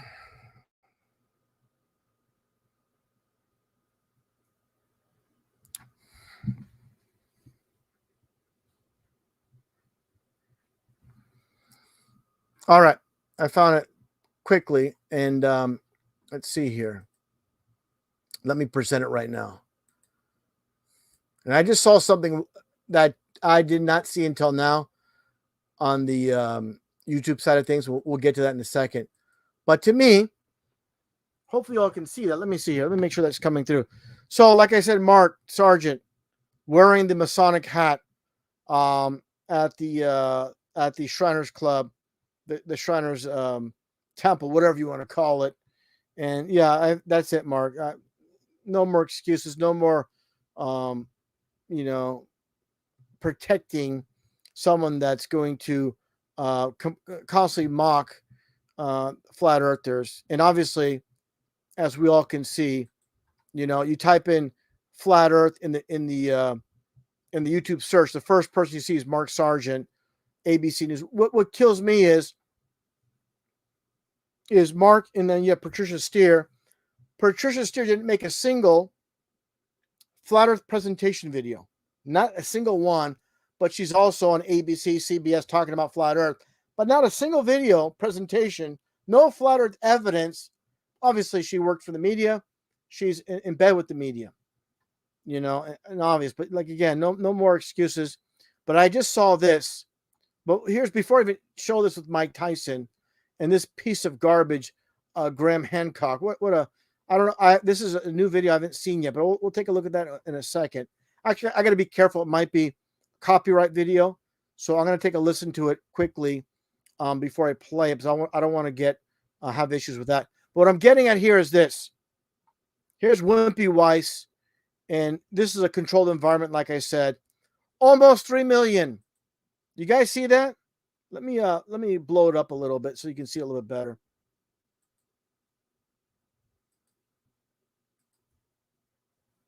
Yeah, hopefully you guys can see that now. I'm not sure. Let me actually got to remove that. And I'm sorry about that, brother, so you can see it better. So you see Professor Dave, so-called Professor Dave, and Wimpy Weiss. Yeah, let me see if I can even blow it up even more here. Let me see if I can do that. Let's see if we get a. It's hard to see on the. Maybe you guys can see that now. Let's see here. Yeah, I think you guys can see it now. It's 2.7, almost 3 million views on Wimpy Weiss being demolished by design, on purpose, by so-called Professor Dave. And I said this before, and I'll say it again. David Weiss has never done a real flat earth debate. He just talks to people that know nothing about the globe. They know nothing about flat earth. They know nothing about anything when it comes to the cosmology of this world. So he enters this debate, his first, quote, real debate. Now imagine you have a real flat earther like Flatzoid in a debate against Professor Dave, and he would completely demolish Professor Dave. There is zero doubt in my mind that this is a controlled debate. There's too much at stake for a real flat earther to have a debate against Professor Dave. And what if Professor Dave lost this large channel with, I don't know, 3 million 2.53 million subscribers. Imagine, for example, Flat Zoe goes in there and completely demolishes Professor Dave, or Mitchell in Australia, or from Australia, goes in there and demolishes Professor Dave. That would do a huge, huge service to get the flat earth truth out there. But nope. Just like Jaron in his failed experiment with Behind the Curve. Like I said before, why didn't Jaron do that experiment prior to it being taped? To make sure everything would go according to plan. Like he said, oh, that's interesting. I didn't expect that. Well, dummy, if you did the experiment prior, and make sure everything was aligned, it would go right. But obviously that was meant to be put out that way. Then he grovels back to the flat earth community. Oh, that was a misunderstanding, and I was taken out of context. No, that was meant to be put out there like that. Just like Bob from Glowbusters with the supposed detecting rotation of the earth. All these things are meant to happen for the mainstream audience to see. Then again, they go back to the flat earth community and they apologize. Oh, they make excuses. So what I'm getting at, definitely imagine Flatzoid, Mitchell in Australia, Nathan Oakley, Nathan Thompson, any of these guys demolish Professor Dave. And I even said myself, I'm putting their names out there. I'd even talk to this guy, but he won't talk to me. There's no way it would happen. I said that before. And there's absolutely no way Professor Dave would speak with me. Absolutely not. He's only going to speak to those in a controlled environment. That very simple. And again, the whole purpose is for so-called flat earthers, to look good in front of their audience, but when they go in the mainstream, to purposely fail and stumble, purposely in putting flat earth back, setting it back, taking many steps back, purposely, and basically never getting flat earth over the hump. And obviously that's by design. That's by design, 100%. So let's stop with this one here. But again, the embarrassment by Wimpy Weiss, this utter garbage, this fake debate with a fake flat earther and a fake professor. How fitting. And you have some goon in the corner.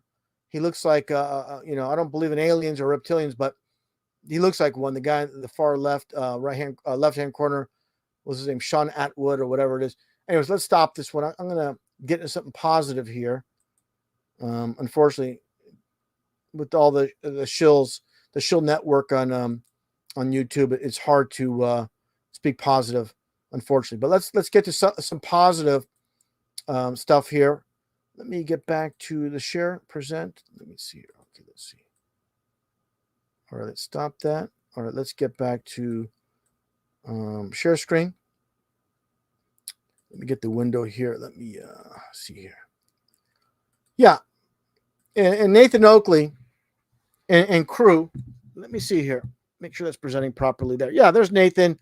Flat Earth Debate on his channel. Definitely sub to Nathan Oakley's channel.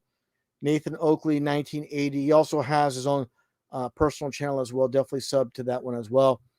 But day in and day out grinding, putting out the flat earth truth and looking at things, looking into the fine details.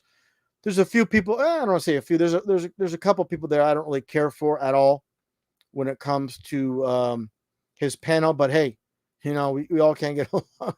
But the main thing is Nathan Oakley. Basically the daily debates, the flat earth debates, and going after properly so-called Professor Dave. And let's see here as well. And definitely, and definitely going after jerkinism.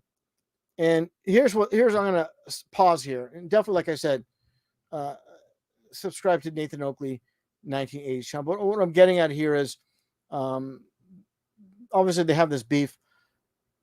I have a serious problem, and I should have mentioned this earlier, with the whole Artemis so-called rocket launch with the Orion capsule, where these complete imbeciles on the Globusters Jaron, Bob, Whitsitt, they all believe they actually have people aboard the rocket.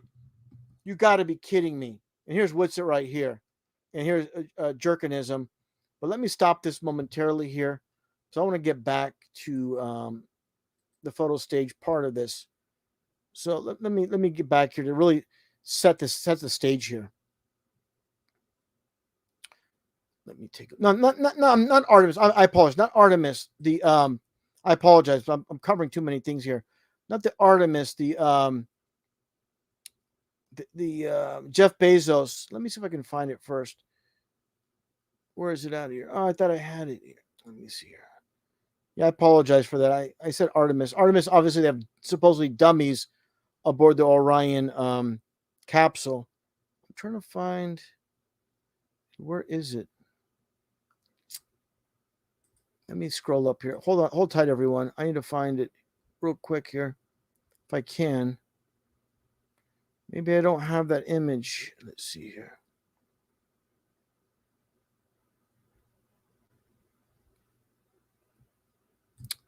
Yeah, I'm going to have to Google. I'm sorry. I'm going to have to look this up here. I apologize. I didn't have this prepared. Let me see here. Something else I covered, and I mixed it up with the Artemis. Artemis, like I said, obviously they're just dummies aboard. Yeah, here it is right here. So let me get back to the present. And let's see here. All right. So this is what I'm talking about. So you guys can see that, right? So Jaron, Bob, and Whitsitt, they believe that this so-called dude perfect guy, what's his name? Cody Cotton, whatever his name is, this piece of garbage supposedly was in a rocket, went up, in a rocket with the crew. Let me explain this for these deceivers. There's nothing to explain to deceivers. They're going to constantly keep deceiving. No one in NASA, nobody within Blue Origin, SpaceX, have been into so-called space. They don't launch real people into these rockets at all. It's just a production. They don't want to risk someone actually getting hurt or killed aboard one of these rockets. It's not necessary to really launch people faking space.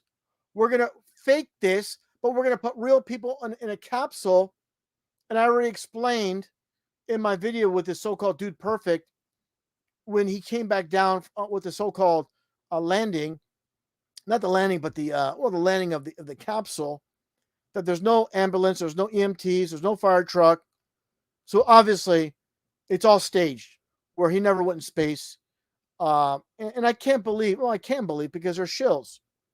They're actually pushing Bob, Jaron, and Whitsitt that this guy and others have been in rockets and have been in the sky. There's no reason to do that. It's just a movie. It's just like watching, it's like watching Star Trek but oh yeah, even though there's no deep space, there's a point where William Shatner's aboard the Enterprise and it's cruising within Earth's so-called atmosphere. No, it's just a production, cut scenes. No one's going in a rocket. So let me make it very simple. When it comes to NASA, from the inception, Buzz Aldrin, Neil Armstrong, Alan Bean, all these people, none of them have been in so-called space in any type of rocket, just like the space shuttle missions. None of them are launched. They're all actors. None of them have been shot up into so-called space. That simple. So it's disturbing with Jaron and Glowbusters and crew pushing that they're actually launching people into the sky. What an absolute joke. It just boggles my mind and that people actually listen to these people. But then again, they deserve it. The sad thing is they're sending them super chats and they're getting lied to by a bunch of deceivers. And it's really embarrassing Guys like Whitson and Jaron and Bob are saying they're launching people in these rockets. It's just, I just throw my hands up in the air. And you really believe this guy? I'm not talking about the fake phony baller. To believe they actually launched this guy into the sky. What an insult. What a joke. Fake truthers, not baby truthers, fake truthers, what it comes down to it. So I'm going to stop that. And on a positive note, let me do this here. Positive note. Oh, by the way, before I even go any further regarding Junkyard Jaron and crew, specifically Jaron. All right, let's take a look here. Let me make sure I have this one here. All right, hold tight. All right, I got it here. Okay, good. Got this pretty quick here. All right, let me just share this one here. All right, you guys can see that, right? Let me make sure you guys. So this is the individual I talked about before that Jaron has heavily promoted as, you know, some amazing so-called artist. You know, this McDonald character, Tom McDonald. And look at this. You see this? When it comes to the darkening of eyes, either all white or all black with the eyes, it represents demon possession. So this is a guy that Jaron's promoting as some amazing truth speaker through his music. This guy throwing up devil horns. You know, all the let me see here if I can find it actually. Let me see here. Let me see if I can find it here. Let me close this one here. Let me see if I can find it real quick. I'm looking for a specific. Let's see here.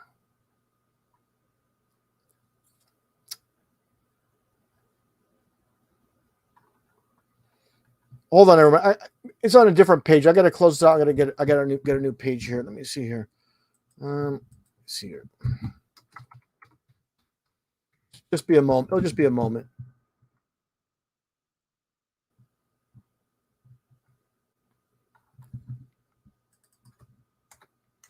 Yeah, I found it pretty quickly here, actually. Take a look here.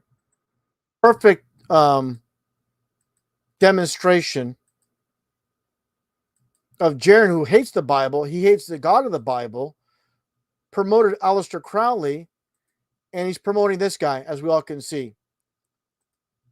Clearly doing the devil horns, the Baphomet. And to Jaron, this guy's a hero. This man's a hero. Upside down crosses, all the nonsense. The X on the forehead, and Jaron's excuses. Oh, but he's not signed with a major label. Yeah, they can easily hide that and do the paperwork behind closed doors. And definitely, they want to present it like, you know, he's like an independent artist doing it on his own. But definitely, you know, this is expected of Jaron promoting basically a satanic sellout. Because Jaron is himself. You know, that's what Jaron is. You know, same thing. You know, I'm tired of the deceivers. They got to be constantly exposed. And so, one satanic sellout, basically promoting another one. That's what it comes down to. You know, and there's no more excuses. And the worst thing is there's actual Christians on Jaron's chat box and unbelievable. That's all I got to say about that. Unbelievable. Now, on a positive note, let me get rid of that. On a positive note, let me get back to presenting and let me show this with a very good friend of mine and a well-deserved. Let me actually got to do it again. Let me do this. My very good brother, John Contouris, as you all can see here, with Greek News on Demand. I was recently on Greek TV, once again on Astra TV, with Billy and John. John being the translator. We covered the flat earth topic in great detail. It aired on Greek TV this past Saturday. And I really hit upon a lot of things you guys have seen already, but this is for the Greek audience, and I really appreciate Astro TV, which means obviously Star TV, with John Contouris, and definitely take a look at his website, Greek. Like I said, it's in Greek and English. Greek News on Demand, and he's done it. I can't thank him enough. He's been a great brother for many years. We never had a crossed word. Obviously, a Bible believer, flat earther, and has done tremendous help for me. I can't thank him enough. A great brother, and also Billy as well. He's the host at the news station in Volos, Greece. And again, million thank yous to John Contouris, once again, of Greek News on Demand. And you might be able to find the video again through a translator, so it's kind of cumbersome because I'm speaking and then it's translated to John. Then John tells the news, Billy, the newsman, and so maybe something that can be explained in 15, 20 minutes takes an hour and 15 minutes because we're dealing with the translation. So anyways, thanks again, brother. Much appreciated, John Contouris. All right, let me see here. Okay. Well, I'm going to take a look at the chat before I get back to the screen share, see what's happening, what's being said in the chat.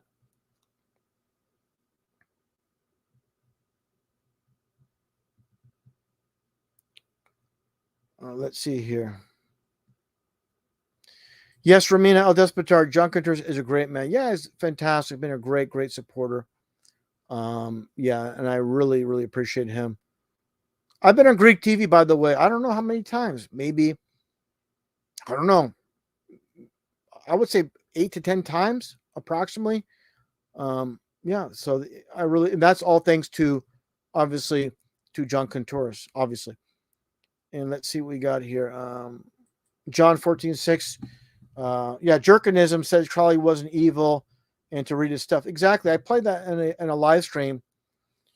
Jaron said in that live stream that I presented where Jaron's talking about Crowley, he goes, if you're really searching for truth, you need to listen to Aleister Crowley. If you're serious about truth. What truth?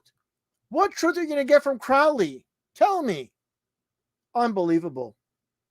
So that gets into someone else I'm going to mention in a little bit, but yeah, it's obvious. Pushing that McDonald character with all the satanic symbolism. It's funny. Jaron promotes every Satanist. It's amazing.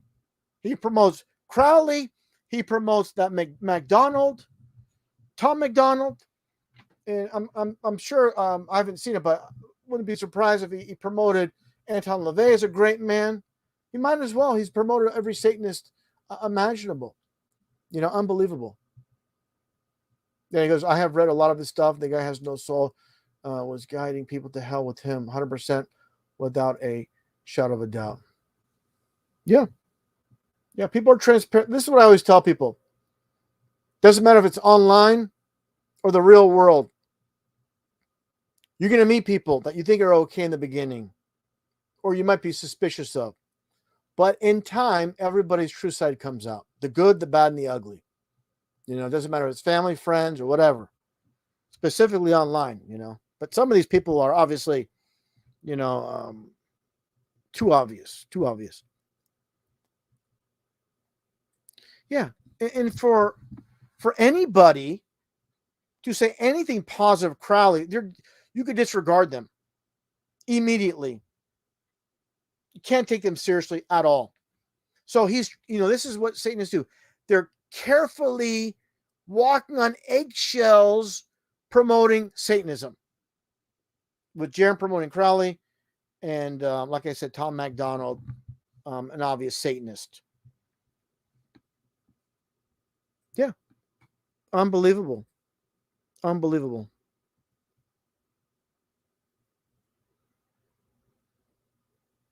Yeah, that's 100% right there too, brother. You said there, Matthew 7:20 KJV, wherefore by their fruits ye shall know them. Yeah, absolutely. Absolutely.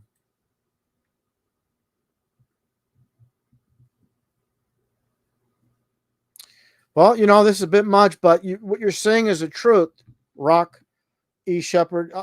Listen, this is a bit much, but let me explain. Like I said before, these are the Illuminati. They're illuminated and they're naughty. So they definitely like those rockets, the phallus shaped rockets and all that. There's no doubt about that, and it's no big deal. We're all adults here, so this is the reality of what's happening. Yeah, that's 100%. Eno Toko, 100%. Yeah, he.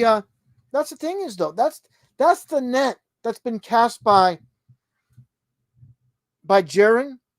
That's the net that's been cast by Eric Dubé, and also Dell, Beyond the Imaginary Curve, which I'll get into in a little bit. They all cast the same predictable net, giving you some good truth, presenting themselves very presentable in the beginning as good people. Then you find out later they're nothing more than deceivers and scumbags, and that's the reality of it.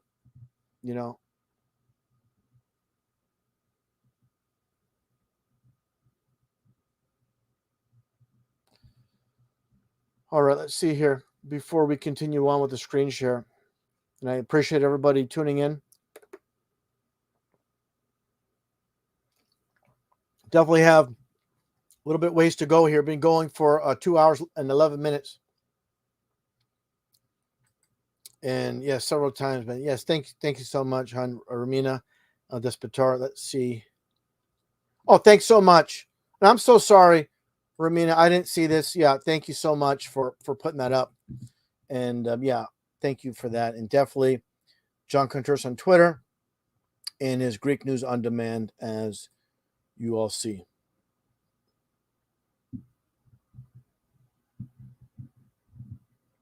And thanks for the love. Very much appreciated for the heart. Thanks so much, hon. Hey, Jerry, you have no argument for me. I call them the small hat crew.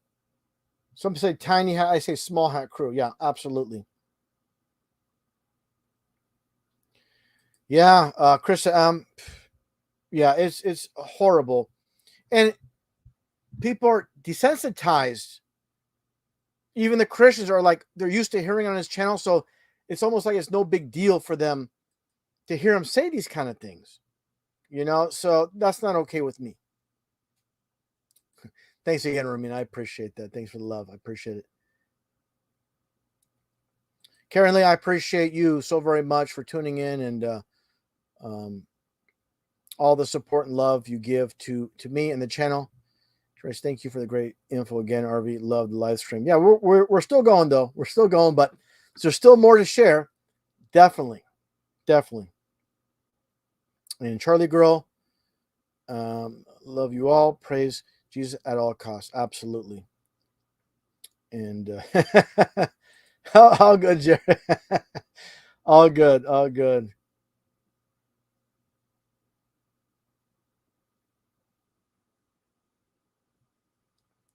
Yeah, that's to come. That's the deception, with the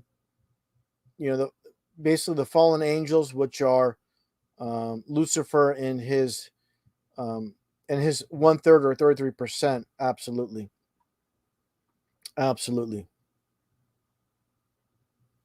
Yeah, 100% Charlie Girl again. Even UFOologists in their writings going back to the 60s and 70s and 80s have stated about, through their research and these supposed alien encounters and these close encounters supposedly with these abductions, and a lot of these UFOologists stated it doesn't make any sense for these so-called aliens to fly, these interstellar aliens, supposed interstellar aliens, to fly these great distances to come to Earth, and then to to do these type of things. And he goes, not he goes, but they go.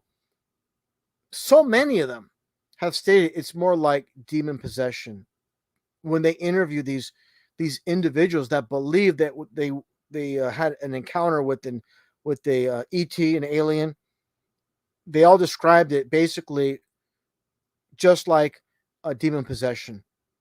And basically they came to the conclusion that aliens are not from distant so-called planets, they're from here, and they've been here for a long time.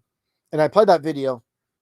And these again quotes from many ufologists throughout the years, and many very famous ones, of course. Yeah, they're just like, people could say what they want. It could be like I said, the duality aspect of giving some truth, the 99% truth. I'm sorry, 99% lies and the 1% truth. In this case, when it comes to the ufologist, so it kind of reminds me of what's her name? I forgot her name now. How could I forget it? The famous ufologist female that I had she did the presentation with Werner von Braun. How can I forget her name? I'm very bad with names. Maybe somebody in the chat can help me out here. What was her name again? The one female that talked about working with Werner von Braun at Fairchild, and I did so many videos on her, and for some reason I can't remember her name. Oh, Carol Rosin. That's it. Thank you, Eric H. Thank you very much. Yeah, I just, like I said, I'm so bad with names. And it's Carol Rosin. Where basically she does conventions talking about aliens, UFOs all the time. And then in one interview, she says it's all a lie, according to, again, Werner von Braun. So that's basically, again, the duality aspect. I find that very interesting. But after that, even after saying it's all a lie about UFOs and asteroids and aliens, she continued to do UFO presentations, all across the country, which is very strange.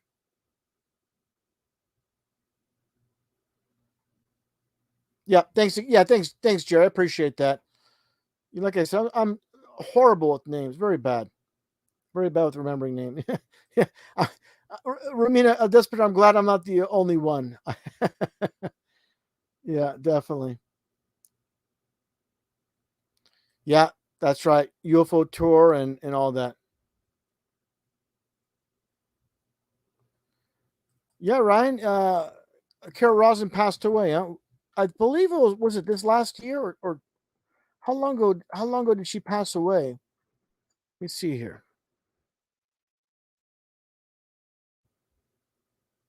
She hasn't passed away. They, I'm just looked it up. You're probably thinking of someone else. I'm thinking about someone else too, in the UFO community. I believe we're thinking about the other guy. I forgot his name as well. Let me see. Famous UFO researchers. I think it was Stanton Friedman. That let me see here. Let me see here. Let me see here. Is it Stanton Friedman that passed away?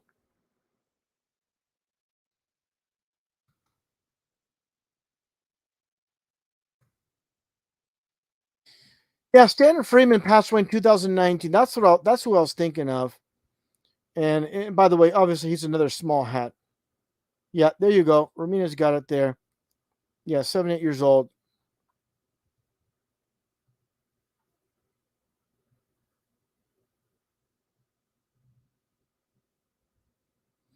Well, Ryan, you say you're mistaken. Then who's the other one that looks like her that's in the UFO community? Yeah, Shiana, yeah, that's right. Jack Parsons, he passed away quite a while ago. But he was definitely an occultist, Satanist. There's no doubt about that. So Ryan, who's the one that looks like Carol Rosin? I'm wondering.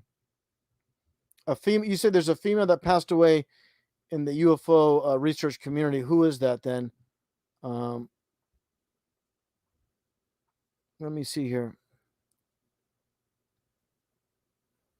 Good to see you there, next pastor. We're talking about different UFOologists. We're on the topic of the UFO deception and how Carol Rosin mentioned, quoting Werner von Braun saying, in her conversation before Werner von Braun passed away, that basically Werner von Braun said, talking about, asteroids, talking about UFOs, and it's all a lie.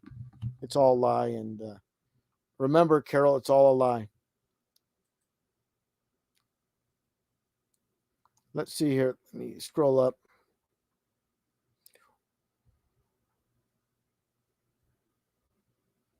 Yeah, Ryan. Yeah, you do that, Ryan. Yeah, I'll look back in the chat. I'm going to get back to screen sharing pretty soon, but I definitely want to take a look here before I move forward.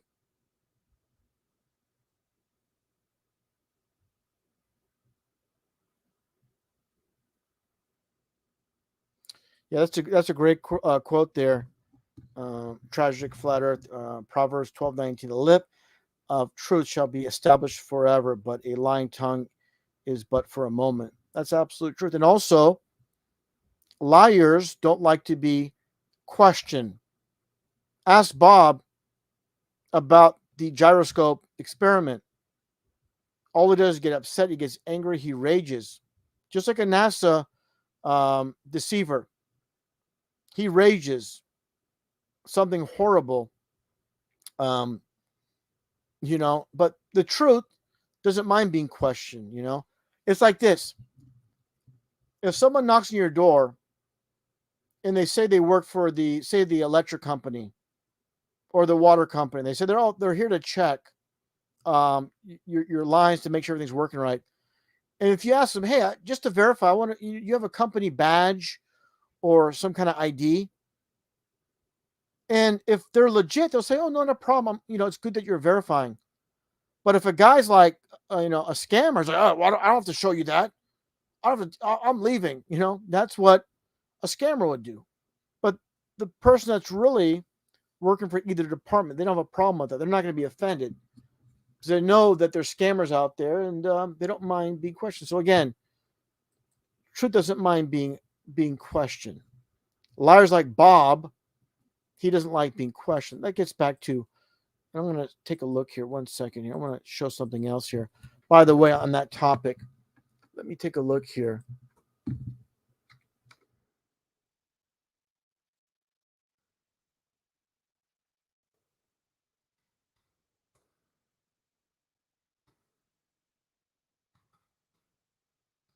Look at everyone. I want to see if I can find this.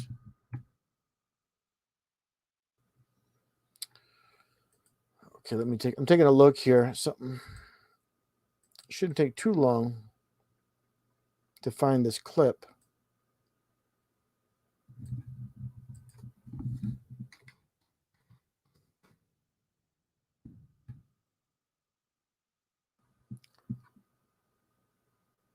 Oh, yep.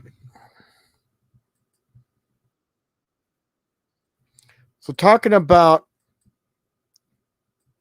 and that's the new name I'm going to give these people. Let's see here. Let me get to it first here. All right, I got it here. I got it all set up. And thanks for that once again. And let me do this real quick. And I apologize. Let me take this off and take it off. And let me do this here. Hold on. Okay, there we go. Let me share this video clip here. All right, let me get this set up.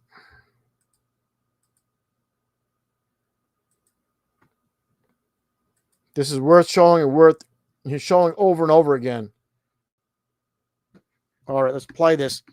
So hopefully you guys can see that. So here's Bob, Glowbusters Bob, and with this obviously fake phony, these fake phony flat earthers, and that's the best name for them, fake flat earthers, in a so-called gyro experiment. Now just pay attention. You never see Bob during this phony baloney behind the curve so-called documentary movie with all actors. Everybody here is an actor, and you never see Bob do any type of experiment Let me see here. Oh, yeah. We'll get to it right now. Let's play it.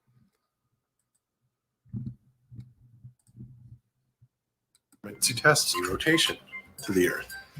If the Earth is spinning at one rotation every 24 hours, that means that every hour it has to turn 15 degrees. And if the gyroscope is mounted anywhere on Earth, it's going to drift. In today's 21st century navigation systems, they're using what's called a ring laser gyroscope. It is extremely precise. So we never see Bob with this gyroscope, with his gyroscope together, obviously conducting the experiment. It's just you're watching like NASA, supposed to go into space, showing, frame by frame, clip for clip, I should say, but it's all pieced together like a movie. That's what's happening here. Obviously, this is a movie. You don't see Bob doing the experiment. Let's continue. If we could simply get one of these ring laser gyroscopes, we would be able to prove once and for all that there is no rotation to the Earth. One of the people in the community actually purchased one for $20,000. But what we found is when we turned on that gyroscope, we found that we were picking up a drift, a 15 degree per hour drift.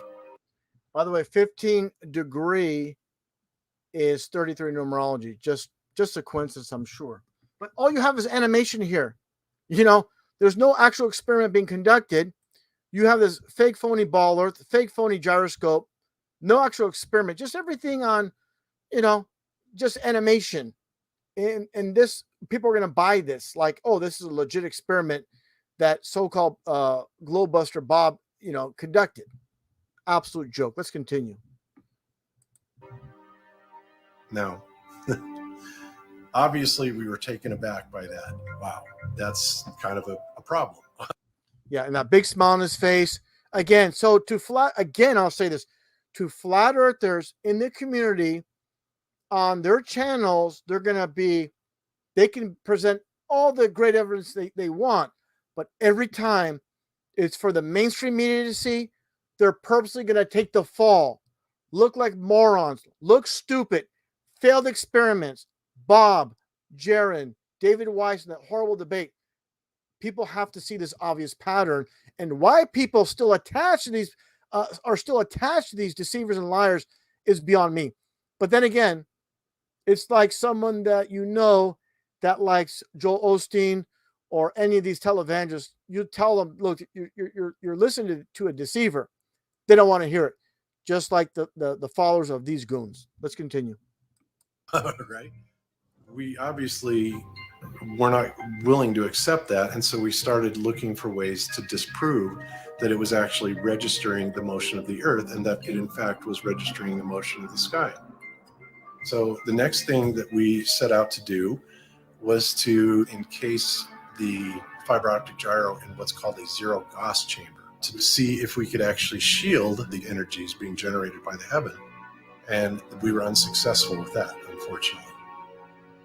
Yeah, just this cartoon animation is enough for both the people on the globe side of things and the very gullible flat earthers that listen to Bob, Jaron, and David Weiss to believe. Just because he has this cartoon animation, that means this experiment supposedly really happened. What a joke. So the next thing that we're going to try is encasing the entire apparatus in bismuth. If everything works well, I'd like to release it at the conference. Now listen carefully. You see all the frauds and all the actors, all part of this bogus movie. And take a look here. At a conference in Raleigh, we want to have proof there's no curvature. And if we can do that, it's game over. But the rotation is not looking good at this point. We don't want to blow this, Right.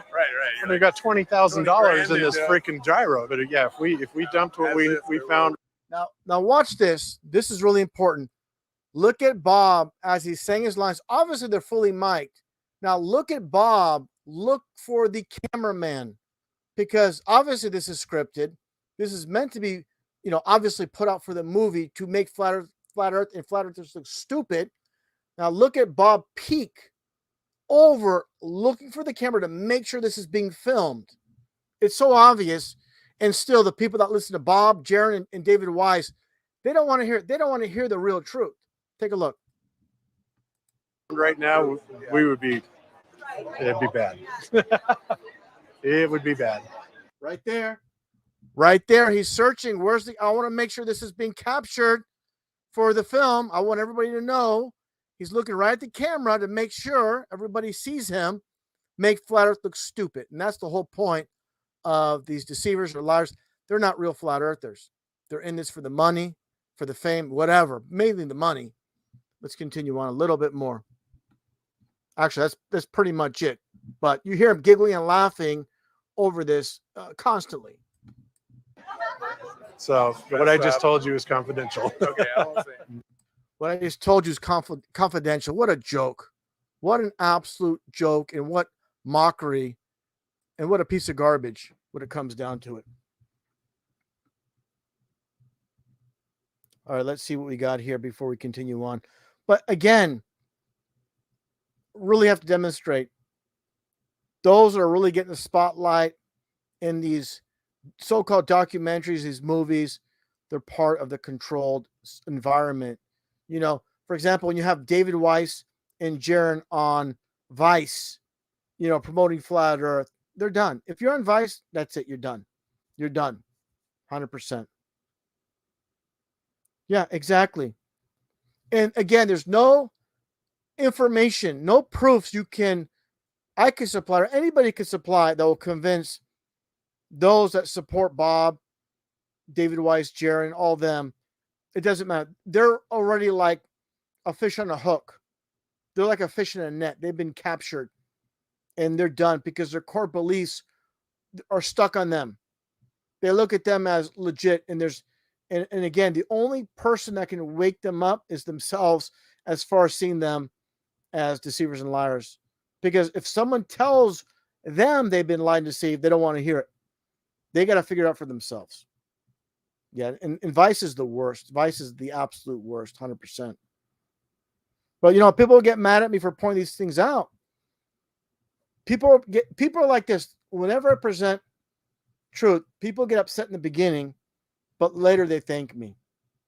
Later they thank me for pointing this out. Just like Flat Earth, when I first brought up Flat Earth in 2015 to my channel, so many people got angry with me. So angry with me. But obviously a lot of those people, you know, jumped aboard the Flat Earth truth. You know, and yeah, that's just how it goes. But definitely this needs to be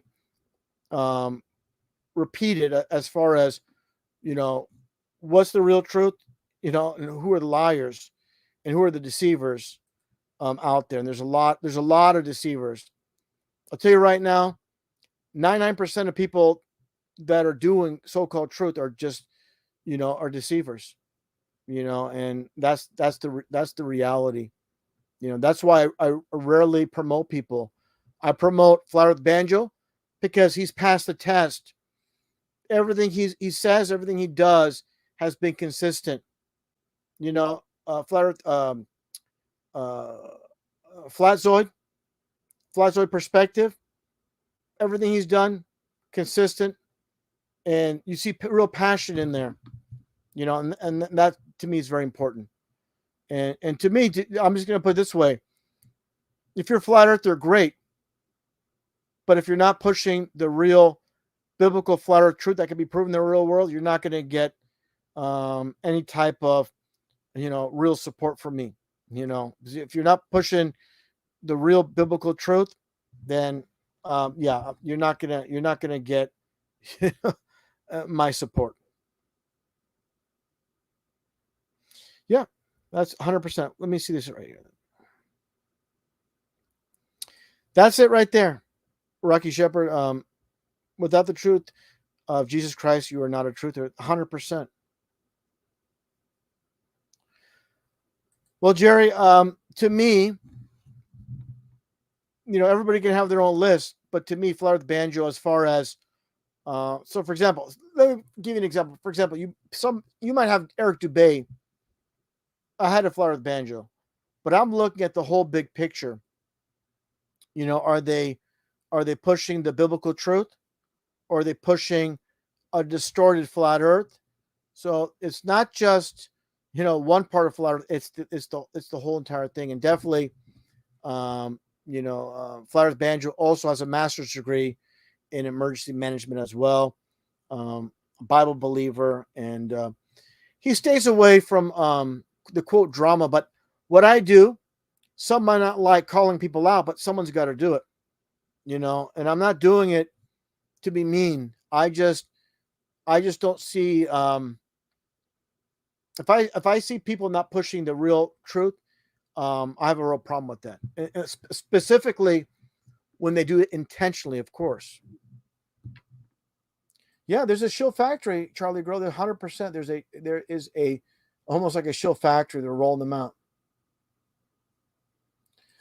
All right, Ryan, you want examples of distorted flat Earth? The fake flat earthers saying that we don't have a circling sun, saying that from Australia, the sun, you know, basically is seen going southwest, and it's not circling, it's going in a different direction. And that was originally presented by a glober. But I'm not going to mention their names, but there's a few flat earthers, so-called flat earthers, fake flat earthers, that are saying there's no circling sun, which I mentioned many times. Obviously, by the equator, the flat earth equator, there's obvious evidence by heat alone. People try to look at light, what the sun does, how light bends, but through heat alone, we know the sun circles around the equator region on this flat earth, because obviously there's only 2 seasons around the equator. Above the equator, it gets cold. You just go up north, the colder it gets. You go south of the equator, the colder it gets. There's constant basically tropical type weather in the circular Tropic of Cancer to the Tropic of Capricorn region, where the sun and the moon circle above the flat earth. So that's undeniable. That's undeniable. Also, distorting flat earth. David Weiss saying the dome. I don't know if there's a dome or not. It could be, the dome could be not physical. But on one live stream, he'll say there's a dome. On another live stream, to some other people, 3 months later, he'll say there's no dome. So people make the excuse, oh, but he's changing his mind and through research.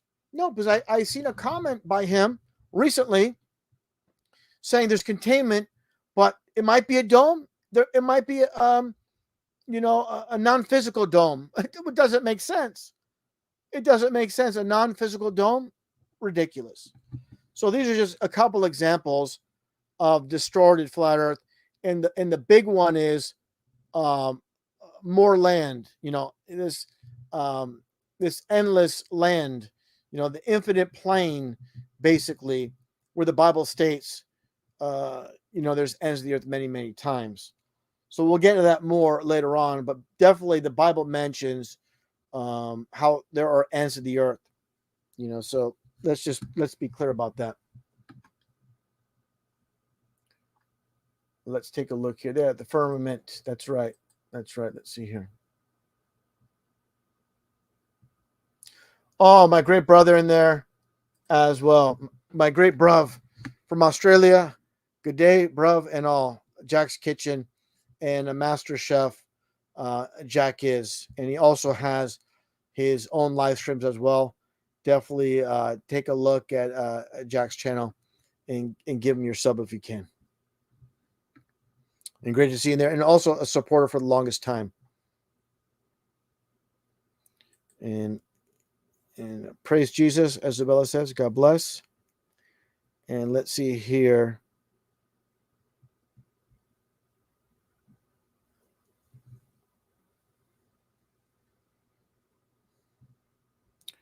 All right, let's see what else we got here.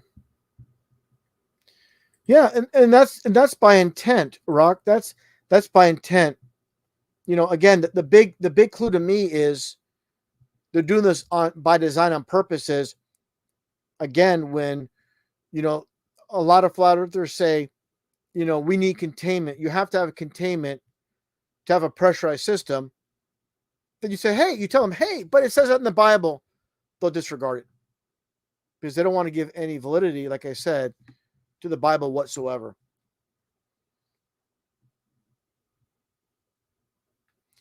Yeah, Ryan, I don't know about that. I've heard about this guy that doesn't melt. I said it before. I truly believe the firmament's made out of diamond. That's what I believe. The hardest substance known to man and women. That's what I believe.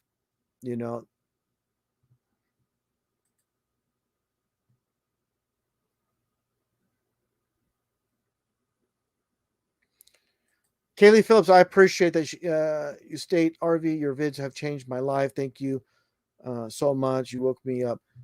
I appreciate that. I appreciate you tuning in and listening in. And yeah, it's a long journey. It's a very long journey to truth, and definitely no shortcuts. And it's such a long road, and it's patience is needed. And the best analogy I have for people is, you got to just, erase everything you thought you knew and start over, start from scratch. And that's where you start as the flat earth. The flat earth truth is where you need to start with God's created flat earth. That's really the key, the most important. Then you move forward from there. That's right. And the false doctrine, that's 100%.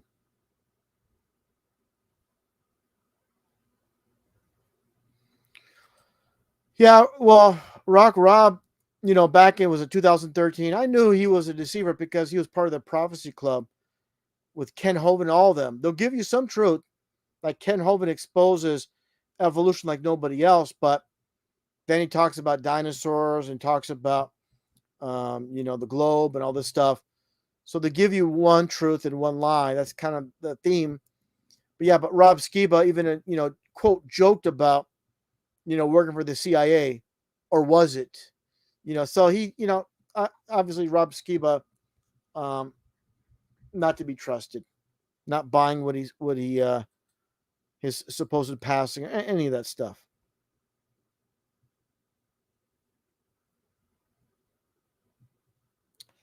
All right, let's see here. Yeah, yeah, Marianne, that guy with a J and the L, no, just pushing nonsense. Um, the same garbage of Elvis is going to be hovering over Seattle, the Space Needle, the whole deal with Trump. He makes the same predictions every year, and then nothing happens. And so, yeah, just another one thrown to the wayside with him.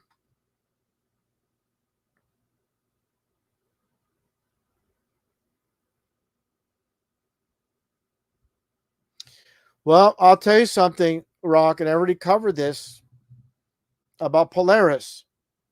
Remember this, that God is called the Most High.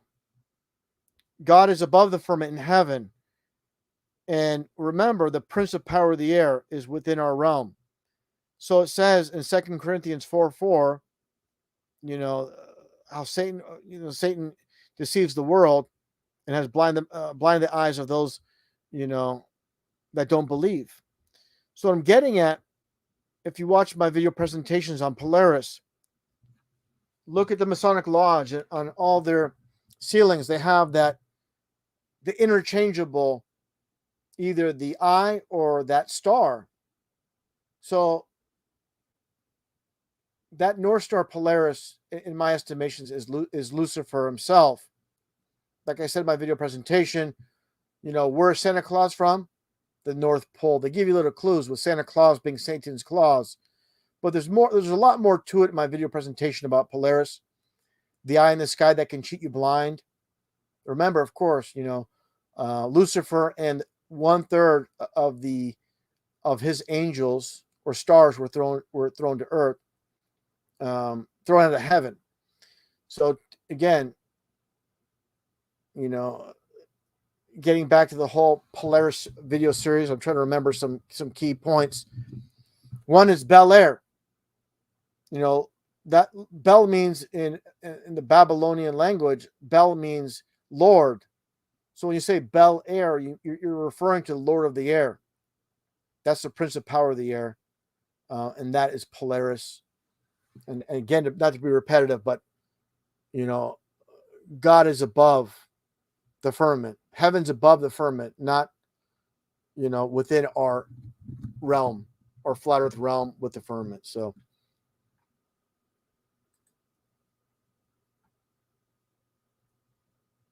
Yeah, currently that's 100% with Satan's claws, and also too, I showed my video presentation where you see Santa and he has these envelopes and they all have bells on them, on as the stamp. So yeah, everything's by design 100%. I'm going to get back to sharing pretty soon. I get more to present.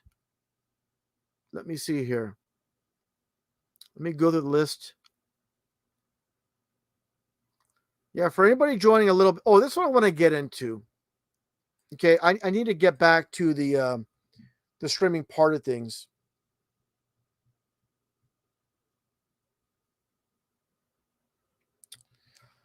Well, Rock, I'll tell you something right now. You have to see my presentation, but when it comes down to it, yeah, I mean, in my estimation, like I said, God is above the firmament.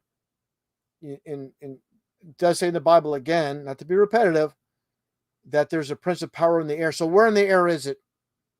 It makes the most sense, not to the far left, part of the dome, not to the far right, dead center, so that's how I see it. And anything new, it takes time to process, absorb and process, digest all that to come to new conclusions. But I'll re-upload that video series to this channel so you can see it in depth when I talk about Polaris.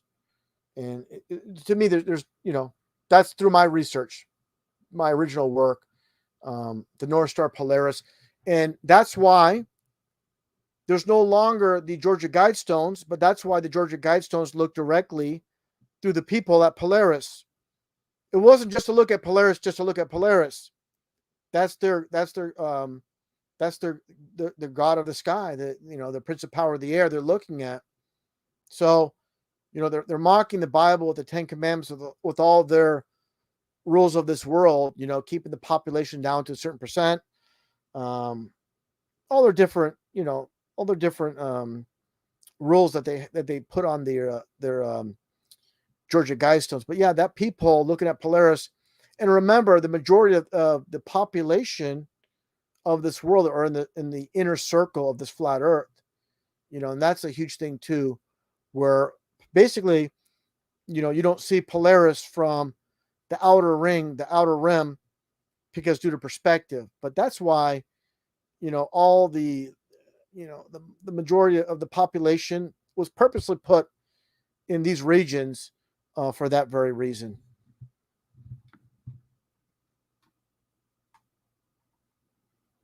Yeah, that eye in the sky, like I said, you got to see the video presentation. And with me, as always, it's not one piece of information I use. There's multiple, like the song by the Alan Parsons Project, The Eye in the Sky, I Can Cheat You Blind. I can read your mind, all that stuff. They're giving you clues, in entertainment. So it's definitely there. Yeah, that's another great one there, Jack Burton as well. 2 Thessalonians 2:7-12.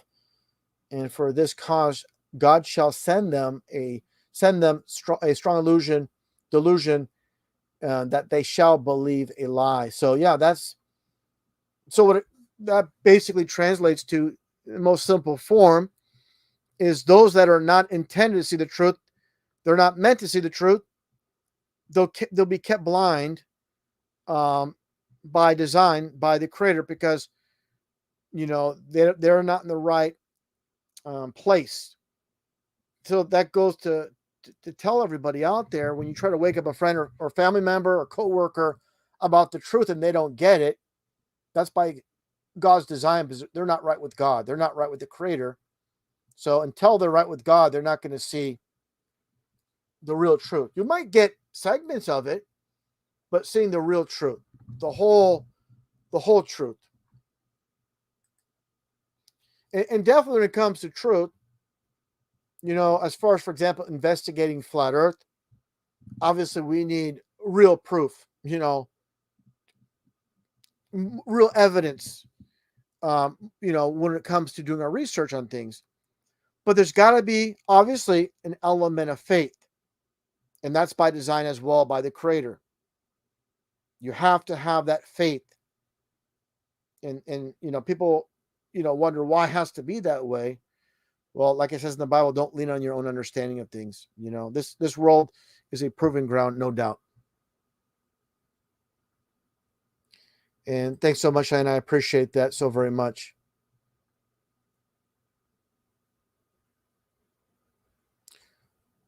All right then, Rock, you take it easy. But yeah, let it digest. You got to let the new information digest. It's too new, and like anything else, too new. It's going against your core beliefs, what you think, what you believe, and what you should really consider is, really not be married to any idea or concept. And with new information that's proven, you should be able to come to new conclusions. Thanks so much for that. I appreciate that. 9 Mile Roar. I appreciate that so very much. Oh, Charlie Girl, you're going. Okay, Charlie Girl, you're leaving for. Yeah, it's very early in the morning where you're located there in Europe, and I appreciate you so very much. And she says, bye all night. Bye all night later. And thanks so much once again for all the support and being here, so early in the morning. You're in Spain, if I recall correctly. You're in Spain originally from the Netherlands, and in Spain. So yeah, it's really early in the morning there. So very understandable.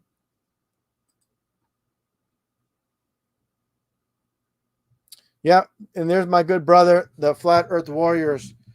Prince of Power there, Satan, the Prince, and Jesus, the King of all kings, which was, to me, was God in the flesh. Yeah, absolutely. And people are not ready for the truth. They're not they're not ready for the real truth anyways. And again, it's okay. It takes time to process, like I said, to digest, process, and absorb in your system. Yes, that's right. The Prince of Power. And like I said, Bel Air. That's why the bell symbolism is everywhere. Hell's bells. In the churches, the church bells, because they control the churches as well. Specifically the Vatican. They have the ceremony with 9 bells. They have the so-called Truth or Art Bell, who's born Arthur Bell, which is 33. The big one for me is, of course, what's on TV as far as when you watch the Fresh Prince of Bel Air. He's from Philadelphia, the city of brotherly love. It's known for the Liberty Bell. So he moves from Philadelphia to Bel Air, California. So he goes from one bell to the other. And of course, I showed that in the was it the live stream or the video? I forgot which one. Where you watch the opening of the Fresh Prince of Bel Air and all the Masonic symbolism, him doing the hangman position, the one eye symbolism with the glasses and all that. But like I said, Taco Bell with Glenn Bell. So people might laugh when you mention Taco Bell, but they had the Bell Illuminati commercial. I showed the let me see here. Like I said, people laugh about the Taco Bell when you mention, oh, it's so ridiculous. But it's just like when you mention The Simpsons as showing people truth about, like predictive programming. People laugh. Oh, you're going to show me Simpsons? But same with Taco Bell. Let me show you all something that I showed in a video presentation. But yeah, this is really, good stuff to show. So people really get it. And this stream is going for almost 3 hours. Let's see here. Let me present this. So again, people laugh when you mention things like Taco Bell. when it comes to, let me see what's going on here. Okay, there we go. All right. So they put the truth in the opposite spectrum. And hopefully you guys can all see that well. And actually I showed this as well to Flatzoid's Perspectives channel as well. And you see the Bell Illuminati. You guys see that the Bell Illuminati commercial, the eye within the belt might be kind of hard to see there, but because you got the triangle there, but they're making a joke out of it. But you see the eye, looks like an eyeball. It's the bell, and obviously the 6 within the bell. But the big thing here is this one here. Hopefully you guys can see that good. But that is the lampshade at a drive-through. I believe this is in Ohio. I think it's Cleveland or might be Cincinnati. That's funny. That's a funny name, by the way. Cincinnati. The plan names Cincinnati, like Cincinnati, like naughty, Cincinnati. You know, it's sin and naughty almost in there. And there's a lot of things like that. Like I said, when it comes to Freemason, you got some pronounce it Freemason, but it's Freemason. You free to sin with the duality aspect of the sin in the name. So yeah. But like I said, the lampshade here with Taco Bell, it's obviously shaped like the Masonic square and compass. And to go even further, it says this right here. Let me get to it. It says coming soon, Taco Bell at Freemasons Hall. They're going to have a Taco Bell at Freemasons Hall. Give me a break. Like I said, all these things. And remember, you have the bell within the pyramid. The pyramid, the inner angle is 60 degrees, so you have your 666 with the pyramid. And here's the actual the Taco Bell with the lampshade. I know it's going to be very hard for everybody to see there, but that's the lampshade right there that I showed. And like I said, the commercial here too with the pyramid and the bell. And all these things. And here's like I said, the commercial, Bell Illuminati, and just more of the same. So again, people laugh when you say that, and obviously, if you point this out to the general public, they're gonna like laugh. Obviously, like, oh, you're looking for the truth in Taco Bell, ha ha ha. You know, they're gonna mock and laugh and like, no, that's what you don't understand is that's the world of duality. They put the lies, you know, where the truth should be. They put the truth where the lie should be. Everything's reversed, you know, the land of confusion, you know, and that's what they've done, you know, 100%. And let me stop with that momentarily. And I want to show, let's see here.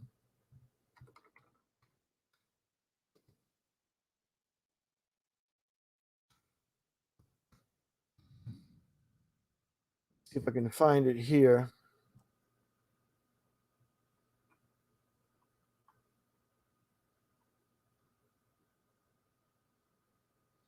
Just bear with me, everyone. I'm looking for something right now. Let's see here.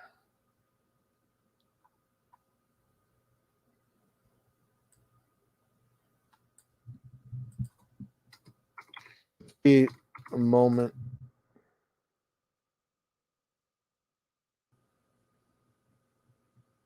Yeah, I'll just screen share this. Here we go. And I'm going to take this off Flat Earth Warriors real quickly so people can see what I'm sharing. Hopefully that wasn't blocked too much by the banner there. But anyways, let's share this.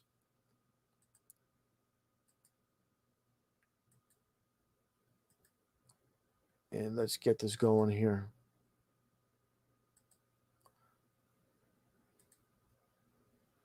All right, there we go. That's good enough. All right, make sure it's coming through.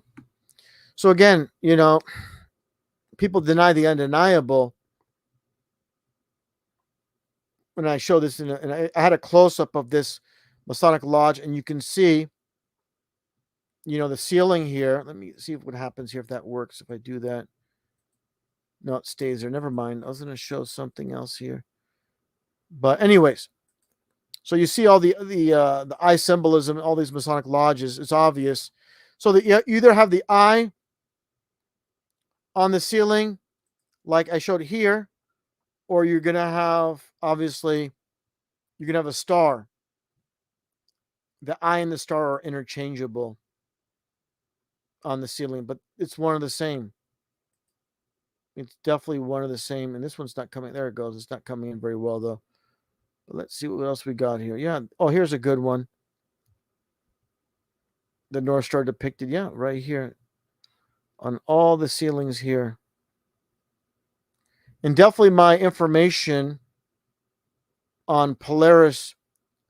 And here you go. This is what I was looking for.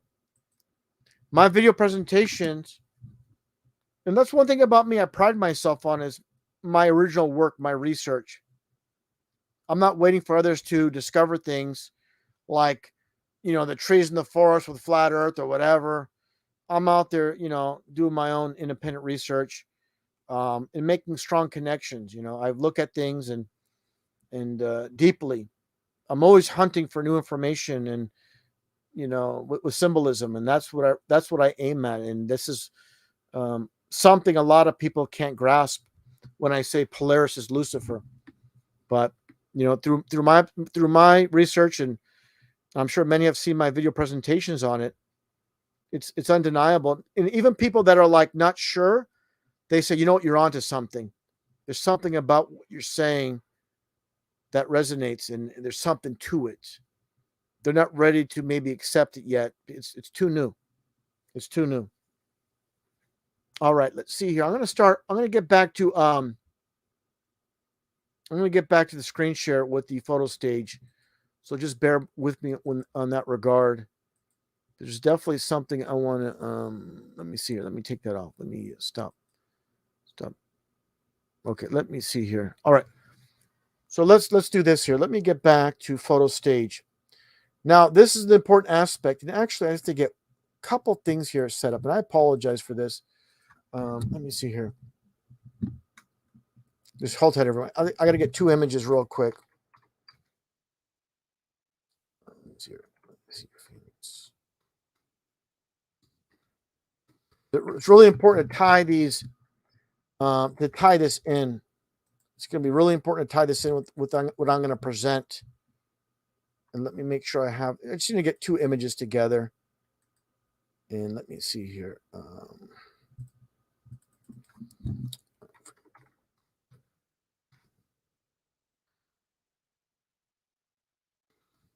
I found one image. I got to find the second one here. Okay. All right. Let's see here.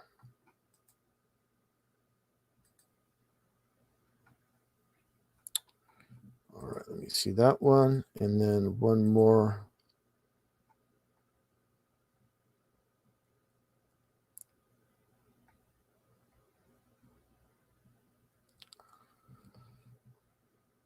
All right, let me see if this one works here. Let's see.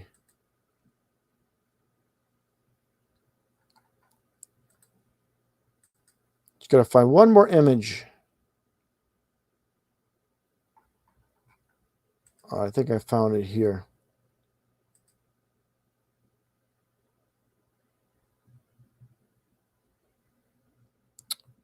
Okay, I don't want to use that one there. Okay. All right, I think I got it here. Okay, let me just upload it to my media, and then we'll present it.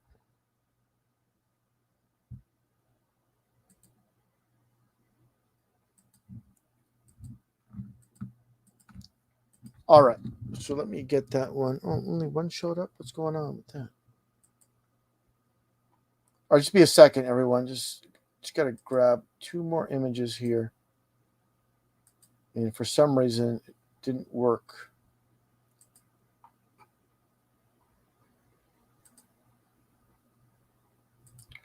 All right, that's good enough. All right, so I got them. I just got to put them in order here. Let's see. Let's put that one there. All right. Actually, what happened to the other image? There's supposed to be one more image.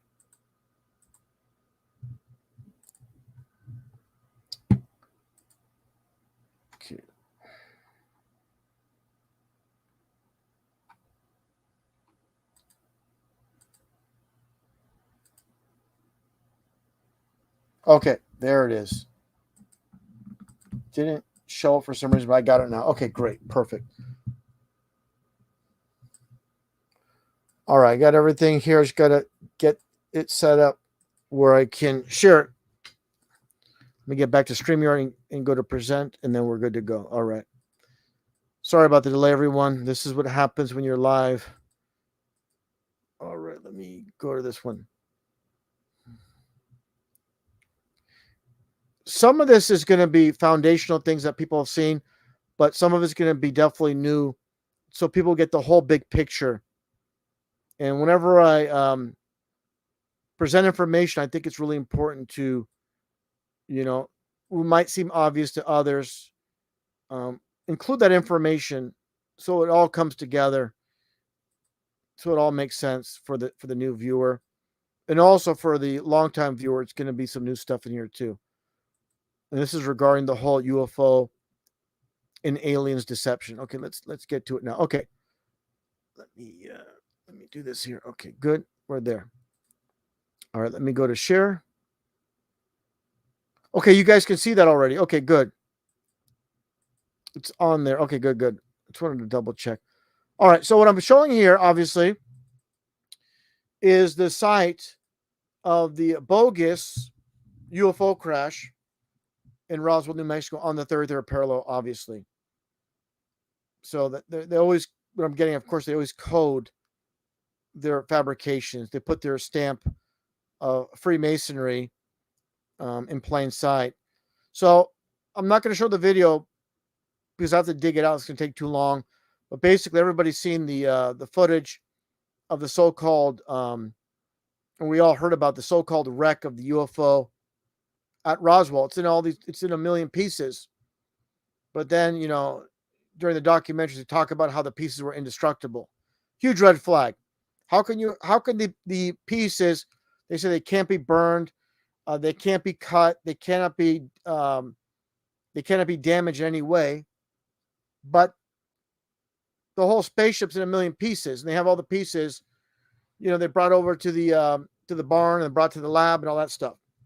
So that's just a red flag right there. But what I'm getting at here is the important things about signs and symbols is all their deceptions have the Masonic clues, with the square and compass, with the square itself when it comes to the Phoenix lights on the third parallel as well in Phoenix. Phoenix on the third parallel, and of course, Phoenix with Freemasonry. Like I said many times, imagine if you're an alien aboard this ship. You think you're going to walk from this side to get to the other? Say, imagine the bathroom is here. You're an alien here. You got to go to the bathroom. You have to walk. I'm joking about it, but I'm just saying it's ridiculous to have a ship like this. So obviously, this is the Masonic square. So they put their symbols in their deceptions, saying it's a Masonic deception. And here's it all together with Polaris, Lucifer, the eye in the sky, the square in the compass, the checkerboard, the pillars, the wreath, which represents victory. Everything has obviously meaning, and even these swirls, like the duality, the sixes. Everything is there, But what I'm getting at is, so that stuff I just showed, I'm sure many people here know about that. I showed that before. But now you transfer to Hollywood, and it's all about, of course, programming. So a movie based on aliens from other worlds, and you see the man doing the one eye symbolism, and he's wearing the Masonic ring. And hopefully you guys can see that. It's kind of maybe hard to see, but definitely 100% without a shadow of a doubt, that's a Masonic square and compass on this gold and blue ring. And yeah, so obviously this is pointing out how they're pushing the Masonic alien agenda in Hollywood movies, the programming. So from the fake stories in Phoenix, in Roswell, now on the big screen, here's maybe a better image. It's kind of hard to see here, but yeah, the one eye symbolism and the Masonic square and compass who obviously is told to wear that by this director who directed Aliens, Titanic, and so many other movies. And look here, what you see here. They love their spiral or the 6, 6, and 6. And this is by design with the staircase. And obviously, this is appears to be a spiral staircase with James Cameron. Cameron is a 33 name, by the way. You know, so again, the importance of why control every aspect so you can push the propaganda in every aspect of, you know, movies, TV, cartoons, video games. There's so many video games regarding, you know, aliens, and it's just everywhere, obviously. So, obviously, James Cameron, with the ladder symbolism of Freemasonry, and it's the orange ladder, and even the M hand sign, and even the plaid shirt when it comes to the Scottish rite of Freemasonry, and the fake, phony Titanic story, which I've covered many times and over the years. You know, that's for another time. I'm not going to go into. It's too long to explain. It's too elaborate. It's for a video, but basically, it's just a complete Masonic fabrication. Where, to just sum it up really briefly, a book was released called "The Sinking of the Titan." I don't have that. Maybe I don't have that name verbatim, but it's about a book about. Oh, here we go. It's the futility of the Titan. So you have Titan and the Titanic, similar names. The sinking of both ships from the so-called real event to the book, which happened, of course, prior. In both instances, it hits an iceberg on the starboard side, the same month, the same time of day, all this stuff. It's basically predictive programming, obviously. But the big thing I want to point out is the ladder symbolism when it comes to Freemasonry. And of course, as I show many times, it's about ascending. And of course, they have their backs towards the ladder, ascending. All right. So this gets back to, of course, Wimpy Weiss, and people don't think it's a big deal. This what kills me about the people that believe this nonsense. He said he's standing on the ladder because he's tired. If you're tired, you sit down. The first thing I do if I'm tired, I'm not going to say, where's the ladder? Anybody have a ladder? I'm tired. I need to climb up a ladder and stand on it backwards because I'm tired. How ridiculous and how insulting if anybody believes that. No offense, but you're a complete idiot. That I'm going to climb up a ladder because I'm tired and stand on it backwards because I'm tired. And there's been lies said about the ladder. One lie was David Weiss said he was, like I said, tired.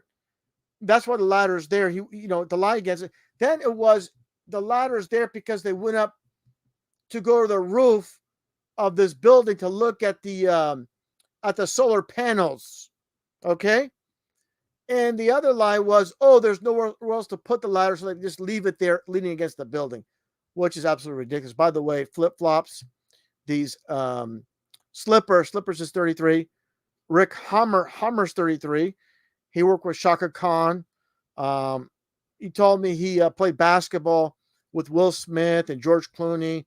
So definitely connected. Of course, the two Corona's 33 in gematria. So, they're just, mocking. But that gets into, which I covered many years ago with Chad Hovind, the nephew of Kent Hovind. Just take a listen to this, and definitely mockery taking place. Let's take a listen to Chad Hovind, who is the nephew of course, Ken Hovind. Nothing but a family. Do balloons, or I would do my magic ring. Now, I had it at the start. Let me put it this spot here where he's talking about doing, making balloons, these magic balloons, inflatable balloons with his daughter.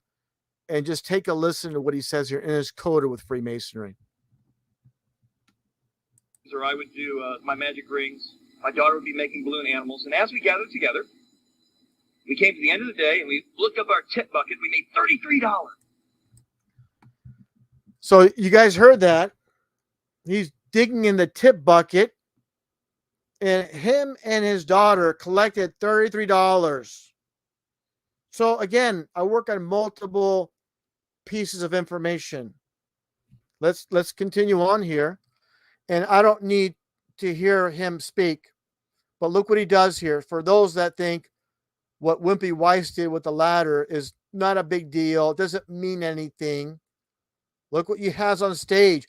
Why would this guy bring a ladder on stage to church with the star in the back, with the blue sky, and stand on it backwards like Wimpy Weiss? So people that say, "Oh, you're imagining things," and this whole thing with the ladder and sitting on it backwards doesn't mean anything. I've been covering this for the longest time, and people don't understand symbolism. It's not just Chad Hovind sitting on the ladder backwards. So this guy's mocking the audience, 100% mocking his audience that know nothing about Freemasonry, just like Wimpy Weiss is mocking his followers by standing on the ladder backwards. But Masons see him do that, and they're smiling, and they know exactly why he's standing on the ladder backwards, which a lot of knuckleheads in the truth movement, so-called truth movement, know nothing about. But when I point it out to them, they deny. Okay, standing on the ladder backwards. Now, move forward here, and you have Little Wayne, the 666 hand sign, the ladder in the back, and it has to be there. Of course, it's the prop. They always have to have their symbolism in their productions.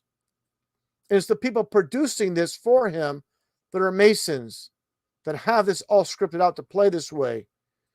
And also Bruno Mars on the ladder backwards.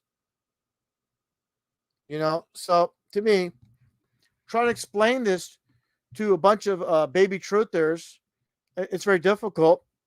And here's Kent Hovind with the fake phony ball earth. And here's pushing with the orange shirt. And hopefully you guys can all see that. Okay, good. And with the orange shirt with the fake phony globe and his fake phony dinosaurs. And at the end of the production of this video, I show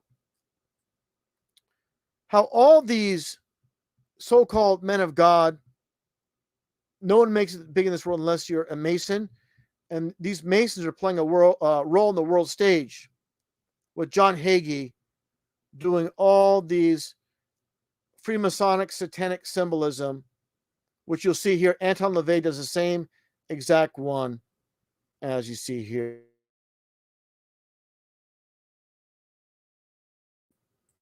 The big point is the ladder symbolism. And this idiot thinks his followers are a bunch of idiots for believing, "Oh, I got on the ladder because I was tired." Ridiculous. So ridiculous. People are so, I hate to say it, people, a lot of people in the truth community, they jumped off the normie bandwagon watching mainstream media, either Fox or CNN. Then they jump aboard truth. And now you're just listening to a bunch of deceivers online on YouTube, just giving you partial truth, just like the media only gives partial truth. Say with Fox News, they give you a little bit of truth with Glenn Beck or those types, and people are, they don't understand. They're controlling both sides of the coin. They control the mainstream and the alternative media. And definitely when people say, "Oh, Masons, they're not in control. They're not running things." What do you have here with pink? Basically, this is a full Masonic design with the blindfold, one breast showing, one covered, and the Masonic black and white tights on one side almost symbolizes the leg pulled up. But yeah, this is obviously 100% Masonic. I mean, there's no doubt about it. And also the concept of doing things upside down, hanging upside down, with this, and also too, everybody knows what I said about pink. Pink is not what you think pink is. I'll just put it that way. And even the movie They Live, with obviously the director John Carpenter, and they like that name Carpenter because it's like mockery of Christ, because Christ was the carpenter. And again, the one eye symbolism, just like I showed previously in a different form of, focusing on that one eye, pointing out the one eye.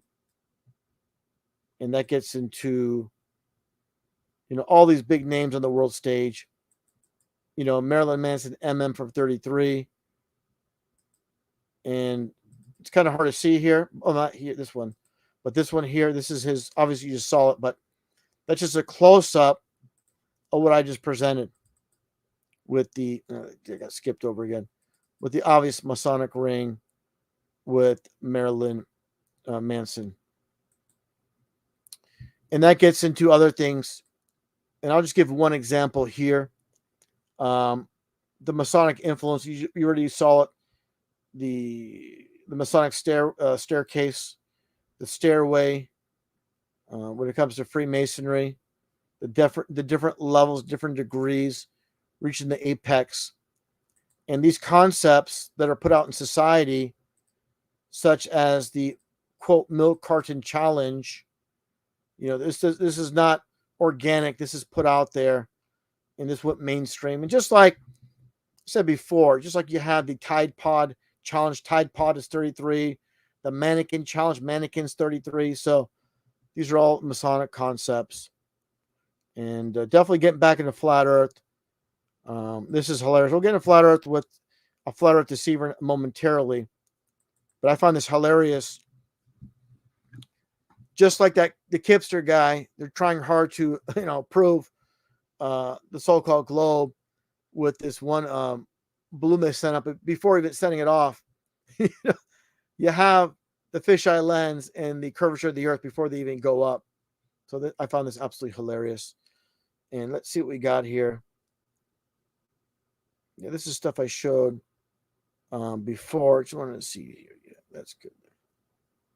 Yeah, I'm going to get to something else here, but I want to check with the chat first before anybody joining late. This is really important. I'll show this again with NASA. So you have the serpent's tongue, and you have the serpent itself and the tongue of the serpent. So the serpent like biting its own tail. The tongue is here. And obviously NASA is just a bunch of deceivers. And again, when it comes to PlayStation, it's a PS to the normies, but this is really a serpent with the coil or the serpent S shape. And obviously it looks like a cobra.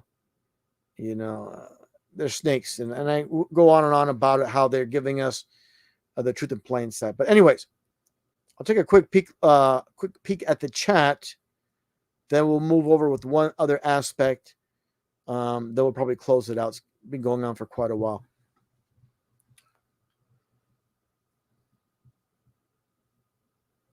Yeah, I talked about that before. FEMA Region 4. Yeah. In Hebrew, it means to deceive. Absolutely.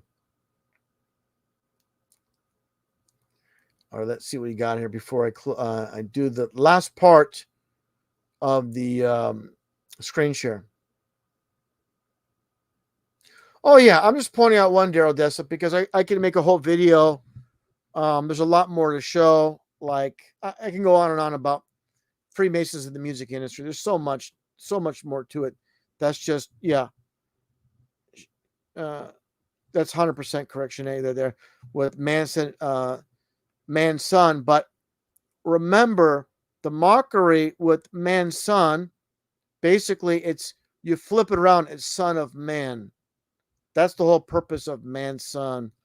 It's mocking Christ. Obviously biblically known as the Son of Man. Yeah, so it's a lot of hidden things. It goes deeper than people can imagine. All right, let's take a look here.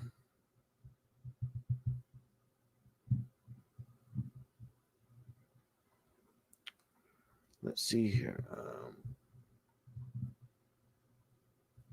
It's great to see so many people here in the chat, and I appreciate all you We're up pretty late here. Specifically, if you're out, in South Africa, Australia, Europe, it's in the wee early morning hours. So yeah, I appreciate all of you tuning in. Yeah, and obviously with like I said about pink, obviously pink is I made several videos on pink. Pink is not what is presented, obviously. That's the whole thing. Exactly, Ramina of Despotar. That's the whole thing, is these people in so-called truth that are the agents, they try to buddy up with me because they knew I was a threat and I knew about these things. And they figure, oh, if I'm buddies with him, with I'll just call myself They Live. If I'm buddies with They Live, then he won't say anything about me. So I better buddy up with him, and so he won't expose me. It only works for so long. But yeah, listen, for him, again, I'm going to show that again. I'm going to be it's going to be like anybody that denies this, they're just, that people are denying the undeniable. So I showed all the ladder references. So again, it's not just one thing. You remove the ladder. The two coronas, corona, again, in Gematria 33, you have two coronas. You have the Hummer here, again, a Hollywood guy, did a radio show with Shaka Khan with David Weiss. But again, the ladder symbolism and being on it backwards, it's just, again, like you said, Ramina of Despotar, to the people that are into truth, that don't understand and know about symbolism, and this is definitely staged. This is definitely a Masonic, two Masons, and I have no doubt whatsoever, Rick Hammer, being in that position in Hollywood, speaking with people on a radio show like Shaka Khan, they're not going to give that position to a non-Mason. Absolutely no way. Absolutely no way. So yeah, I have no doubt about that whatsoever.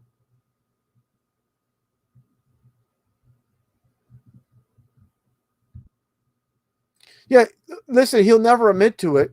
He's telling us he's a Mason, but they'll never admit to it with their own mouth. They won't say, he won't say he's a Mason, no matter what. It's not going to happen.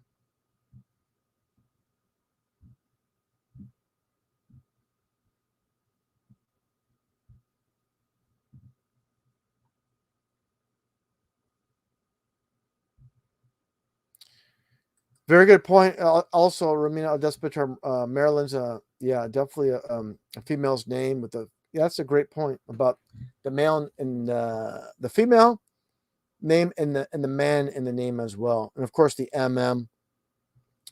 Just like Marilyn Monroe, the same thing.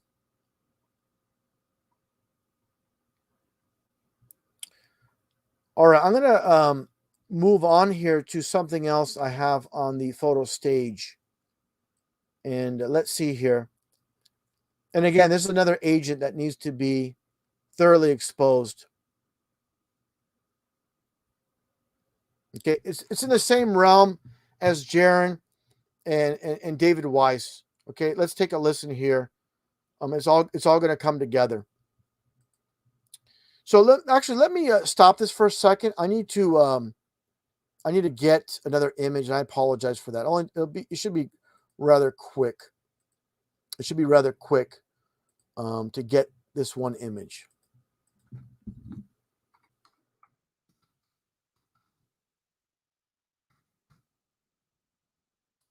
All right, let me see here. It didn't take too long to find this. Oh, here's a perfect example. Here's a perfect example right here. Okay, I'm gonna save this one here.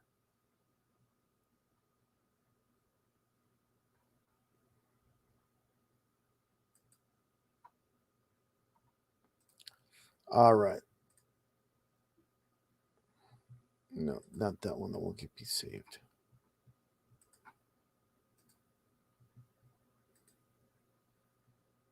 All right, got it. And then we'll get back to the screen share. momentarily.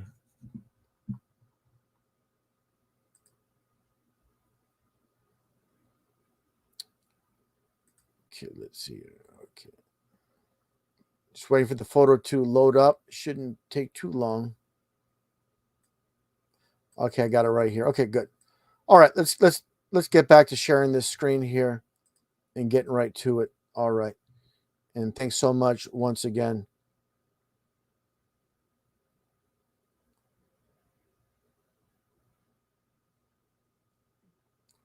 All right. Hold tight, everyone.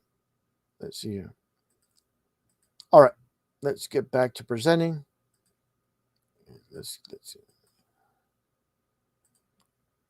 All right. Let's take a listen here. I want to make sure it's showing up completely here. Okay. So again, the deceivers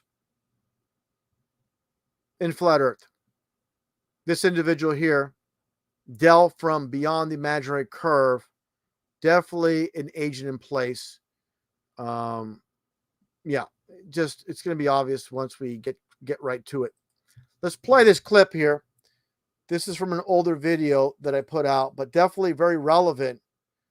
Where on paper, he's showing basically a diagram of the flat Earth and dome. And take a listen to what he says here. Unbelievable. It's basically drawing a diagram of the flat Earth dome. Bear with me. This is going to be a three-dimensional object, okay?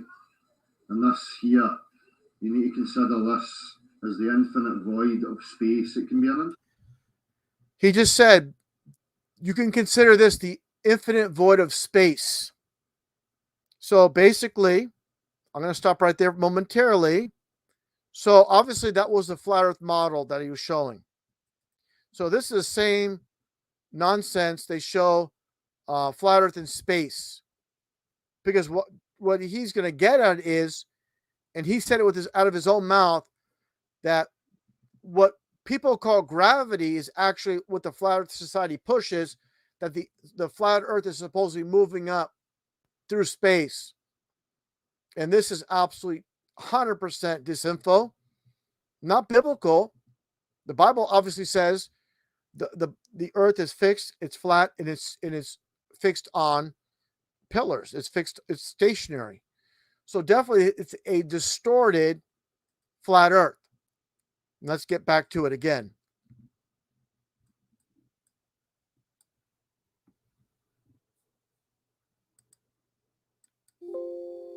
Bear with me. This is going to be a three-dimensional object, okay?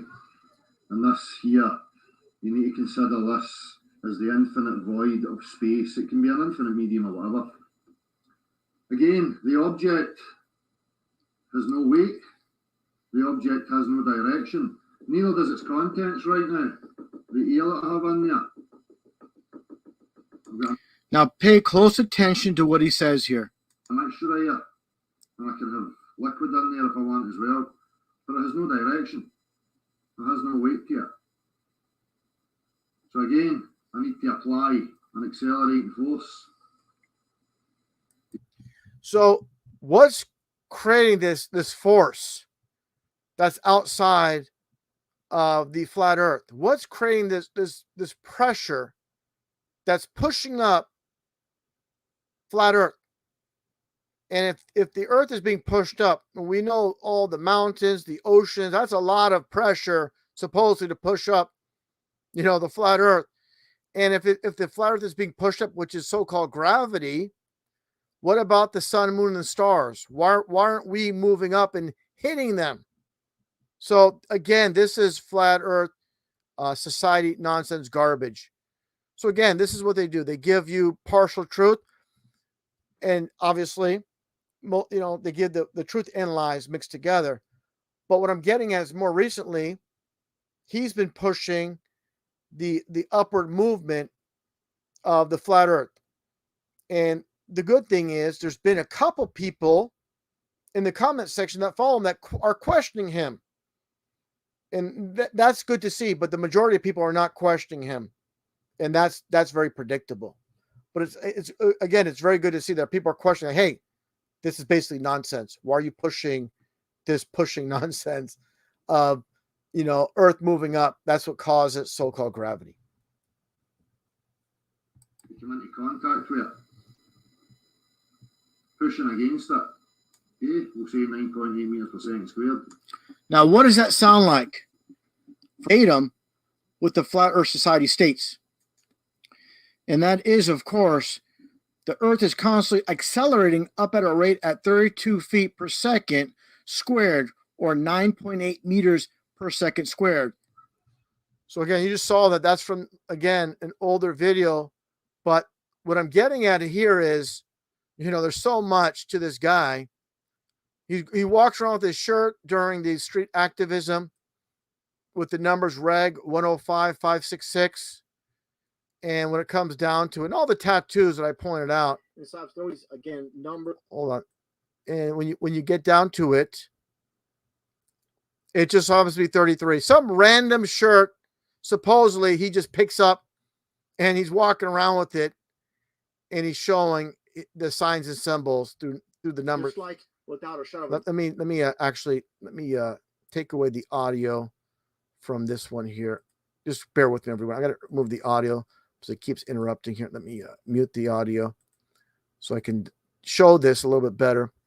So again, this shirt, and obviously like you see his email, Abkeo77 is 33 as well.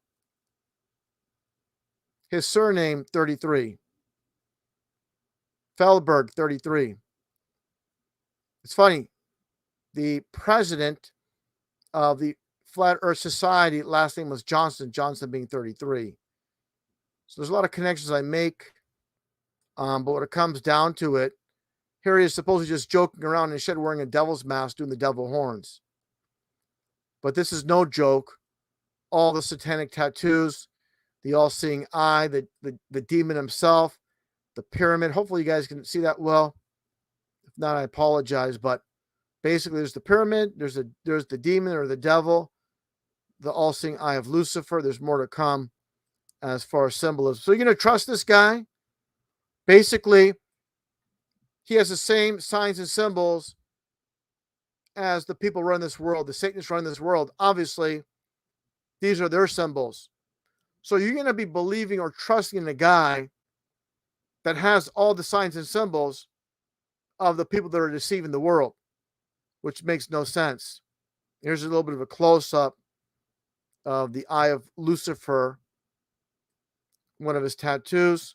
More of the same here with the gold and silver key of the Vatican, skull and bones, another pyramid. You have an owl. There's a pine cone. There's, right here. There's, every single satanic Masonic symbolism, and very gullible people in truth are falling for him. And it just so happens he showed up, was it in 2016, out of nowhere. So, yeah, and here's a 666 tattoo on him. But see, this individual, you see the 666 here, but this individual and people like Jaron, these people will fall for these types because their audience are like him. They're tattooed up. They're into taking certain substances, things like that. And yeah, so definitely there's the biblical truthers and there's the fake, phony non-believers that are pushing a distorted flat earth, and he is propagating definitely the fake, phony version, basically a cheap imitation of God's creation, talking about flat earth, but refuses to talk about the dome, the firmament, and all that, as I mentioned before. But let's get to another video clip here. It's in the same realm as David Weiss, pushing other lands. And I said this before, the fantasy is better than the reality. Let's play this clip. And this is actually pretty embarrassing when you break it down. Take a listen to what it said here. Unbelievable.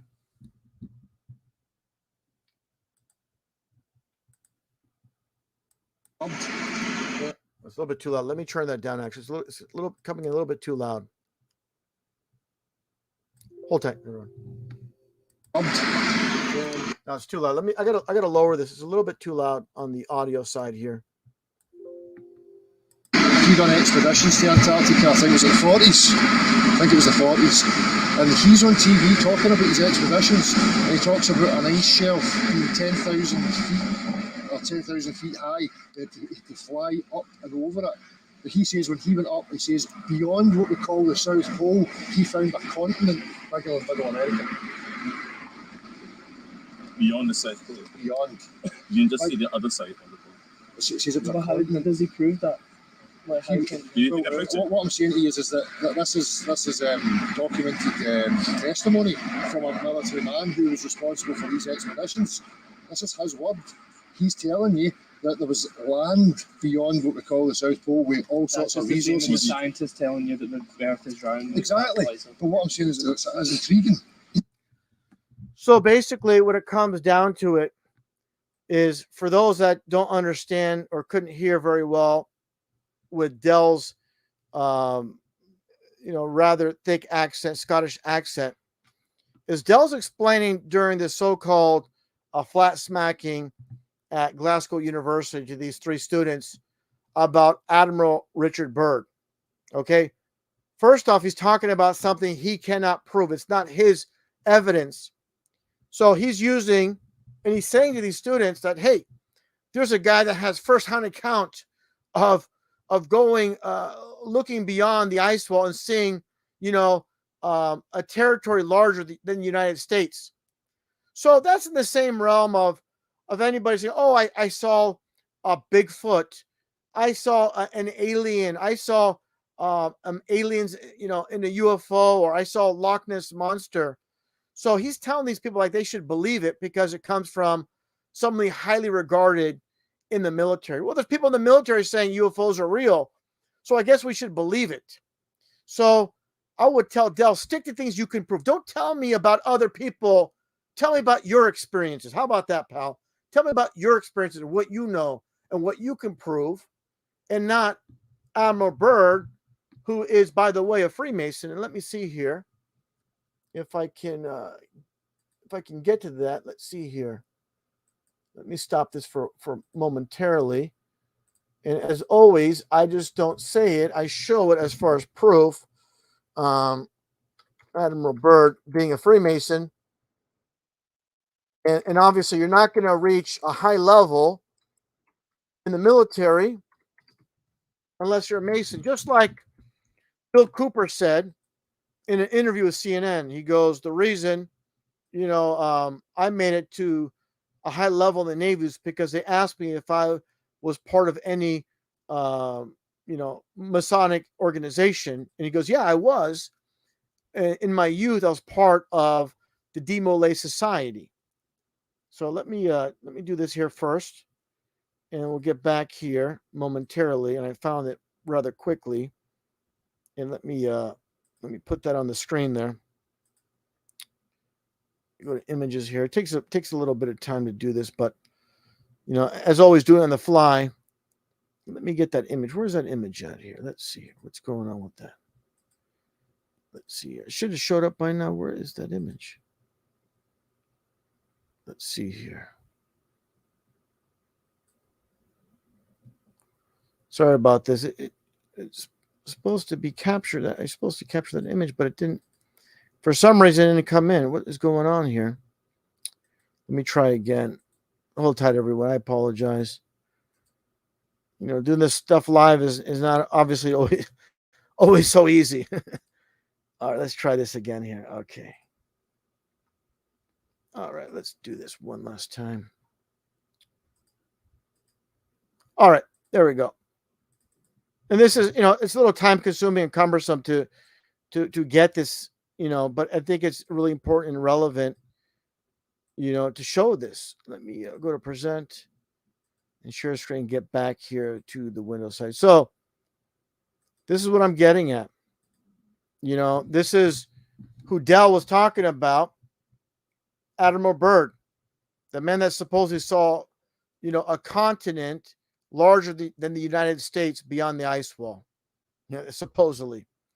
Yeah, you can see the Masonic square and compass on this postcard. And yeah, you're not going to be an admiral. Obviously, if you're not a Mason, there's no way you're going to be in that position. A non-Mason would have that position. Like I said, Bill Cooper, interesting enough, stated that, to make it high up. Because all people high level in the military, they're all Freemasons. So, and there you go. And again, the fantasy is better than the reality. That's why a lot of people get pulled in to this kind of nonsense. And even Dell said, "Oh, it's intriguing," but to me, you have to remove that. That's why so many people get swept away with UFOs, because it's interesting, it's intriguing. Again, the fantasy is better than the reality, and that moves forward to a character that I found pretty interesting, that supposedly Dell is not in the best terms with, but let's listen to them interact here. And it's this goober. Let me get this going here with this guy here. And that is, hold tight, everyone. And that is, let me see here. Yeah, there we go. Let me get this here.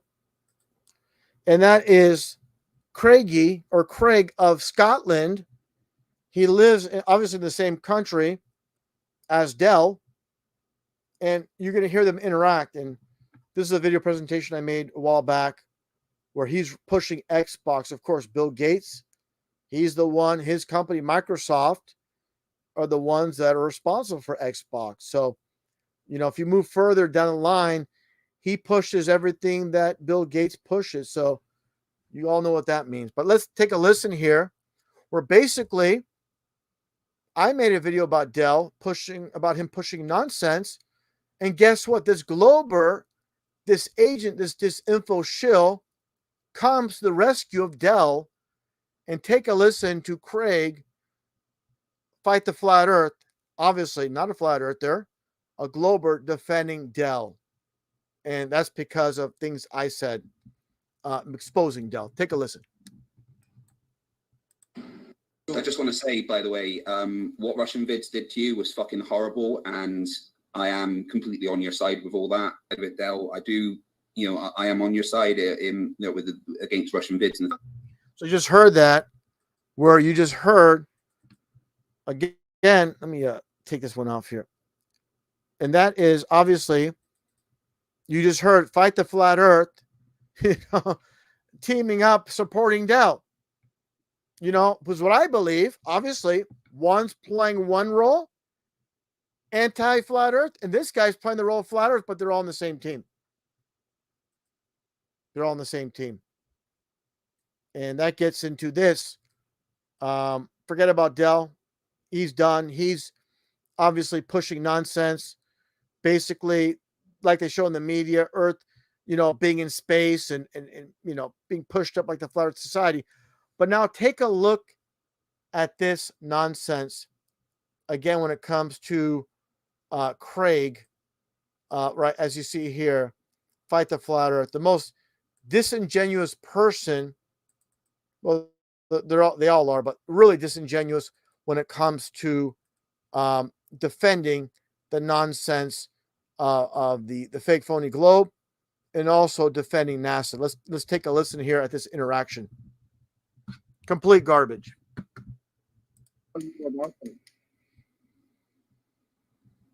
Yeah, the evidence is that someone is grabbing something that is not there. It's invisible. He grabs his pocket. That's not invisible. Dude, it's not good. Look at the video, man. Yeah, I've watched the video many times. I've watched the video many times. I'm going to play it here on my stream now so they can see it. And I've just posted one in chat as well. I'm sorry, just saying you think it looks like a wire isn't seeing a wire. Dude, like, actually, I'm not saying I think it looks like a wire. I can see that he uses his fur end to grab something that is not there. I don't see any belt, ring, or what. So just to sum this up, this is the infamous clip where the astronauts, are supposedly aboard the ISS, and the newsman asks, "Is this a hoax? Are you guys really in space?" And the one astronaut does a flip, and someone pulls a wire, and Craig makes the most ridiculous claim that actually he it's not a wire. He has his hands in his pockets, and his hands nowhere near his pockets. Let's take a look. Whatever you imagine it to be. You can literally see, I'm watching it right now. You literally see the material of his trousers get pulled by his finger. You literally see that. The material is being pulled because there's a string being attached through the clothing. There's no string there, and his hand, actually, if you look at it right now, when he grabs it, his hand is at an angle. So if there was a string going through that, that string would also be an angle whilst also holding him up at the air. That's physically impossible. Also, would the wires be attached to his belt loop? What? Would the wires be attached to his belt loop? No. And I don't know how the wires are attached, man. I'm not the one who's making the Hollywood set. How weak of an argument this is. Yeah. Right. I'm watching it right now on my stream. I'm watching it right now. Hold on. The only thing you guys can give to the stage is he's probably clinging onto this man's belt ring. Yeah, right. Called. So if you go to 18 seconds in the video that was posted, Wires NASA Lies, right, you can see exactly where his finger goes into the material on his pocket. 18 seconds. That debunks you. I'm sorry. I'm playing it right now at 0.25 seconds times speed on my stream, right? And you can see that there is material that gets pulled by his finger. There's no wires. Here we go. You watch it go in, and you see his finger slip behind, and it pulls up with his finger at 18 seconds. Sorry, you're wrong. You can already see that the material is up when he's doing his flip. You see that it's in this. Exactly. And there's nothing you can tell these globers are never going to admit to the flat earth. They're never going to admit to anything. Their job is to lie and to perpetuate the lie. And listen, I debated Craig, and I talked to him offline, and definitely, everything I told him, he's not interested in hearing, and his job, he has a job to do, and definitely that's the shill for the globe side of things. Definitely. And this is, whatever the case is, people come to their own conclusion. It's all fake, phony, and there's nothing you could tell Craig or any of these other globers that are paid to, again, propagate the lies. They're not going to come out and say, "Oh, you got a point." They never do, obviously. So, anyways, I think that's pretty much with the screen share aspect of things. I think I shared everything I want. Okay, we'll close that out and we'll take a look at the chat itself. And thanks everyone for standing by. Let's remove this here. All right, let's take a look here at the chat. And again, thanks everyone that has been here. If you're joining in later, you've been here the whole entire time. I appreciate you for tuning in either way. Yeah, Ryan, as far as Ken Hovind, I was, I'll be honest with you. Years ago, I was a proponent of Ken Hovind. And this was before Flat Earth, to be honest, of course. So he does a tremendous job debunking evolution. But then he denies, of course, the Flat Earth. He supports the idea of dinosaurs and so forth. But he was part of the Prophecy Club. And once I found out Ken Hovind was part of the Prophecy Club, you could throw him out the window. And him supposedly being in prison and all that stuff, just a bunch of nonsense. Absolutely. And thanks so much for that, Karen Lee. I really appreciate you sticking around to the end. That's so very much appreciated. And that's a funny name there. Yeah, the Go With Sheep. Been listening, pretty interesting. Thanks so much for tuning in. Some of the stuff it takes a while to digest and process, and like a meal. So it's some things I'm telling people that are new to truth. Again, just be patient, and look at things. Just don't disregard things. Definitely when I make claims, I have, again, not just one piece of proof or evidence. I have multiple piece of proof to come to conclusions.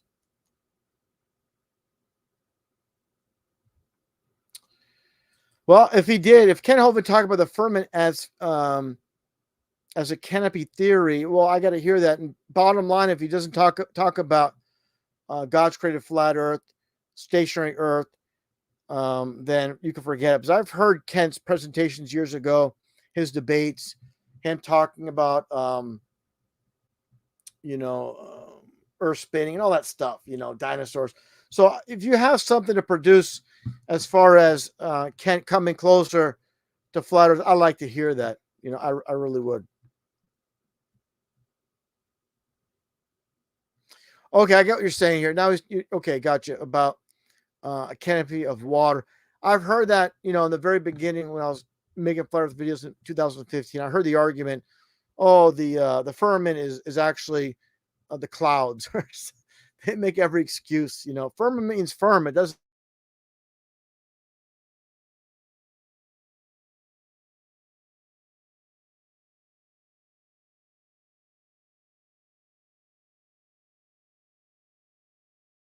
Rock. Let me see here. Yeah, Rock. I don't recall saying everybody's a Mason, but I have lots of proof of a lot of these fake flat earthers being Masons, such as Dell on his Facebook page. He has a Masonic square and compass pin displayed on his Facebook page. So and he calls himself Derek out of chaos. These are obviously, I'm not going to convince you about a lot of things. It seems like you're newer to a lot of this, so it's okay.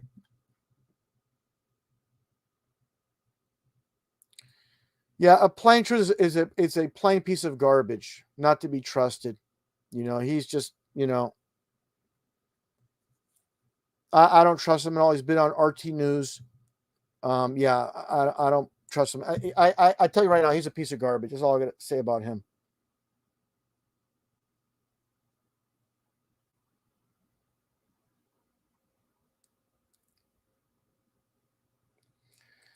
Yeah, I see health is being brought up, and yeah, flaxseed is actually something I consume. I make kasha or buckwheat grouts, and I add flaxseed, ground flaxseed, and I add agave and almond milk, and it's absolutely delicious. And if you want it to be a little bit of a extra treat, add some walnuts, and also add some dates, some chopped up dates in there. It's really good. All right, we've been going for 4 hours, and it's getting pretty late, but I'm definitely gonna stick around a little bit longer to see what's happening here in the chat. Definitely, I don't go live too often, so I'm gonna stay up a little bit more and see what's being said in the chat. Yeah, I actually, purple flowers. Also, I have oat milk and also rice milk. Oat milk is fantastic. Rice milk, after a while, rice milk was good in the beginning. After a while, I get kind of burned out with it. But my two favorites are almond and the oat milk. Oh, that sounds great, Isabella. Use flaxseed and almond bread. That sounds really good.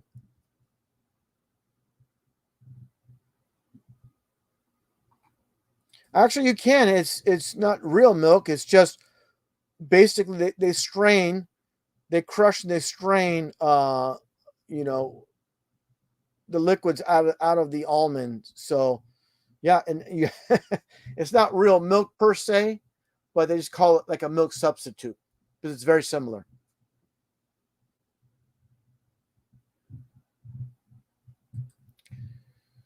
Yeah, real truth is real hard to find, and that's the problem, Jason.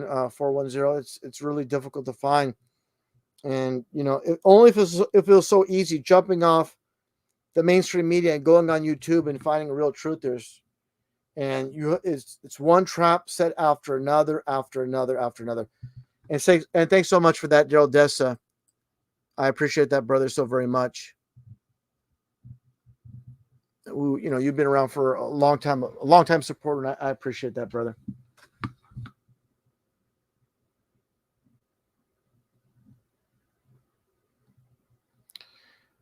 Well, Rock, yeah, that's great. But I'll tell you right now, and I appreciate you've been safe since 1969. But there's a lot of people that are older that I know that still vote, and they're like in their 70s. They still vote. They still believe what the news says. They still believe in the media. There's a lot of Christians that are born and then die, and they always believed in the ball earth. They believe the news. They believe the media. They believe it all. So unfortunately, it's great that you've been safe since 1969, but unfortunately, there's a lot of people out there that like most adults, are just grown children, larger sized children, and they might be awake with certain aspects of this world. But if people are talking about being saved, but they believe NASA, they believe we live on a spinning ball, they believe what CNN says or Fox News says, well, they're still lost. They're believing they're still part of this world. It's very easy for me. I remove myself from everything mainstream. No TV, whatever they push as far as medicine, foods, everything they push, it's their propaganda at every angle. Or let me take a look at something here.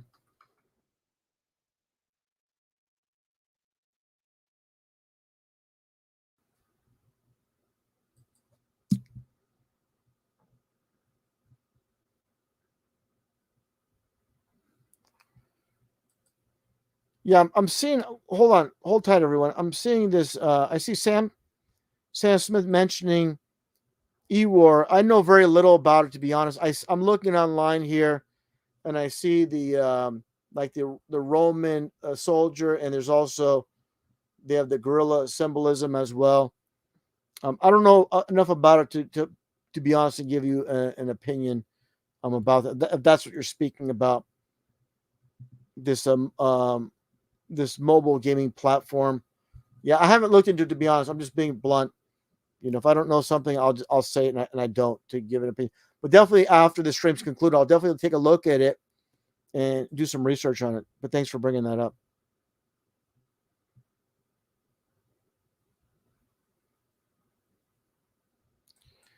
No, it's not about arguing. I'm just saying is, if you're looking for information, you're looking to be educated.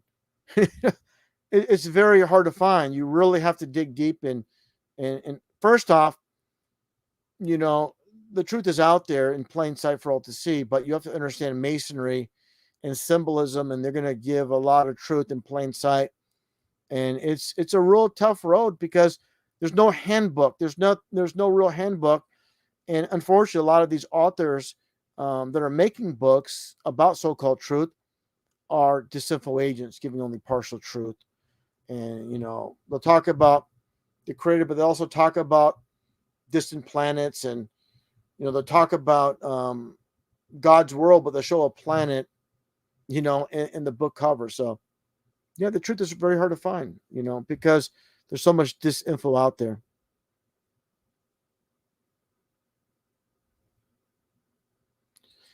Well, the thing about milk from animals, it's not intended for us. If you're a cow, the calf is intended to drink that milk, not a human.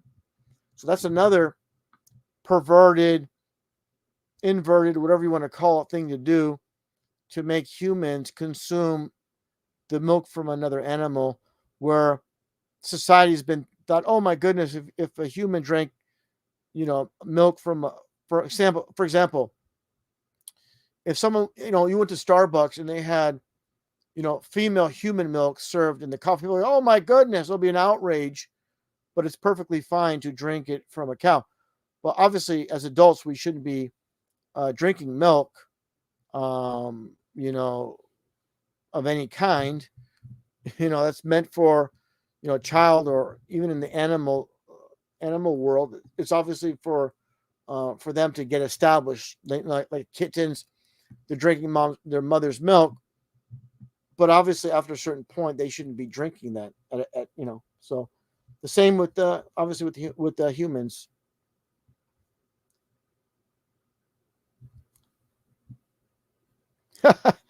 Alex T, good to see you there. Yeah, imagine cows drinking human milk. Absolutely.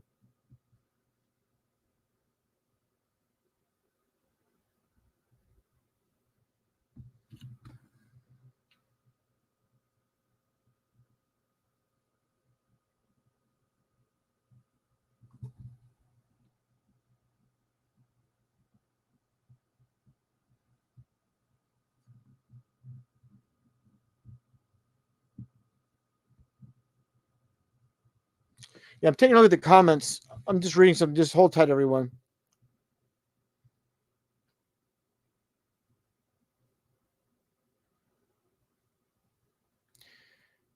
Yeah, Lexi, that was regarding the 4 astronauts, that were interviewed by that newsman, and saying, "How do I know you're really in space? How do I know? Is this a hoax?" Yeah, that was that video. Yeah. Yeah, great to see you in there. Better than gold, brother. Yeah, plant-based creamer, nut pods. I haven't heard of that one, but I've seen some different creamers with almond milk, oat milk, and some of them are flavored. But yeah, definitely that's the direction to go. Alex C, great to hear that. Yeah, you've been listening the whole stream. Thanks, brother. I appreciate that. Great support of the channel. Yeah, I talked about about the whole field of dentistry, and just like any field, such as a doctor, they're all passing through the system, and dentists are basically told how fluoride is safe and how it's, it prevents cavities. And I actually showed a video by this one dentist of 25 years. He said it took him 25 years to realize fluoride is detrimental to the human body. It causes dental fluorosis. There's no benefit of fluoride at all, and it just causes damage. But it took him 25 years to see it. He said the patients using fluoride toothpaste compared to non-fluoride, he said the patients using non-fluoride toothpaste had much better teeth. So there's many things. He looked at many angles, and he came to the conclusion, yeah, fluoride is bad. And then he started looking at water fluoridation besides it being in toothpaste. And he goes, it makes no sense that, for example, on the back of a tube of toothpaste, it says, call poison control if ingested. But he says the amount is equivalent to like, I think he said a half a cup of water, maybe it was 3/4 cups of water in baby's water when they're drinking fluorinated water. So yeah, definitely that's something I've covered. But that's a prime example of the whole spectrum of of so-called people in the medical field, where they're just taking information and passing it on as truth. I said it before, when it comes to if you have the so-called cold, they say there's no cure for the cold. Of course not, because you can't catch a cold. The cold is a cleaning system for the body. So you cannot treat a cleaning system. It has to do its course. It has to clean your system out before your body, recoups and becomes re-energized. The same thing with the fever. This is not even a theory. It's a fact. When you get the fever, it's basically your body temperature rises. This is designed by the creator to kill off bacteria that's in your body. And actually, your body's acting like a furnace to rid itself of kill bacteria. And people trying to lower their fever are working against what God intends, like a machine to kill that bacteria and to actually get you better. People might say, but what about those that are hospitalized with the fever, the very young or very old? Well, they're already compromised. This is the cleaning system, and if you're to the point of no return, or there's nothing that can be done, and that's the unfortunate thing. But yeah, the whole purpose of the cold, the flu, the fever, they're all part of the cleaning system for your body. That is that simple, that very simple.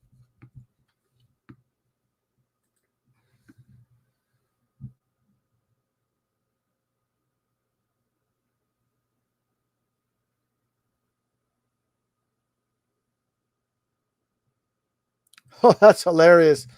John 14:6 said about his wife that bought Crest toothpaste, and she used it to clean spots in her clothes. That reminds me, talking about using Crest toothpaste as a cleaner. I recall years ago, this one guy, he used soda, he used Coke and an old toothbrush to clean off rust spots on his car. And let me see if that's still out there. Let me see. Many years ago, I saw that. Coke to clean rust. Let me see if that's still up there. Yeah, it's still up here. It says, pour some Coca-Cola on a rust spot and gently scrub with foil. Pieces of the rust will begin to flake off. Wow. So you Coke and Crest as cleaners. Hilarious.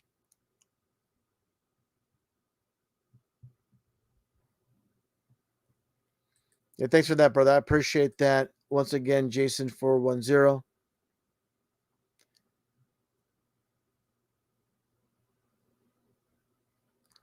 All right, let's see what else we got here. It's getting a bit late. I've been going for 4 hours and 12 minutes here, so probably going to close out pretty soon. Yeah, absolutely. And that's a huge, simple thing there. China is definitely drinking water, and good water, not directly out of the tap. And yeah, I mean, keep your system clean. The more water you drink in spurts to clean out, obviously, your kidneys, go through your whole system, your intestines. And yeah, it's fantastic. What I like to do is, obviously, in the morning, add some lemon juice to that good water. In moderation. You don't want to do too much lemon juice, but yeah, just drinking water really, really helps. And I don't want to get too graphic here, but when you drink water, a lot of people that don't drink enough water, they have constipation problems. And people say, "Oh, you lose weight when you drink water," because the more water you drink, it keeps your body hydrated, and what you eat, what you digest, is gonna be much easier to digest and process. If you're not drinking enough water, you're gonna have issues. So definitely, that's so very simple, but a huge thing to do is drink a good amount of water. 5 to 8 glasses a day would be good. Some people could do more than that.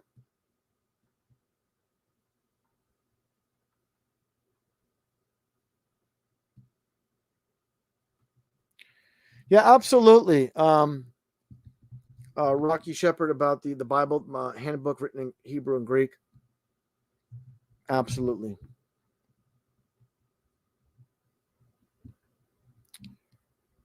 All right, everyone. It's getting a bit late. I've been going on for quite a while now, 4 hours and 14 minutes, and I appreciate all you tuning in and listening in. And definitely, if you're tuning in a bit late, definitely take a look at the screen share aspect of the stream. Definitely take a look at other Flat Earth truthers that I promote myself. Flat Earth Banjo, like I said earlier, the number one Flat Earth researcher, in my opinion, and in Flatzoid perspective, to me, as my number one Flat Earth debater. Fantastic. Both of those guys, Nathan Oakley and crew, do a fantastic job as well. And there's others too. Definitely. But those are my main go-to people. And also, too, I want to give a shout out to Bobby Zins as well, a great brother, Melbourne Rise, and all the people out there. I'm sorry if I'm not mentioning you, but there's a lot of people out there that are supportive of the channel. I appreciate you all so very much, and definitely moving forward, there'll be more videos to come in the future, more live streams to come in the future, and as time moves on, older videos that I put out definitely be uploaded to the channel as well. Just it's one thing at a time. But again, thanks everyone for joining in, for tuning in, and until next time, you all take care and God bless.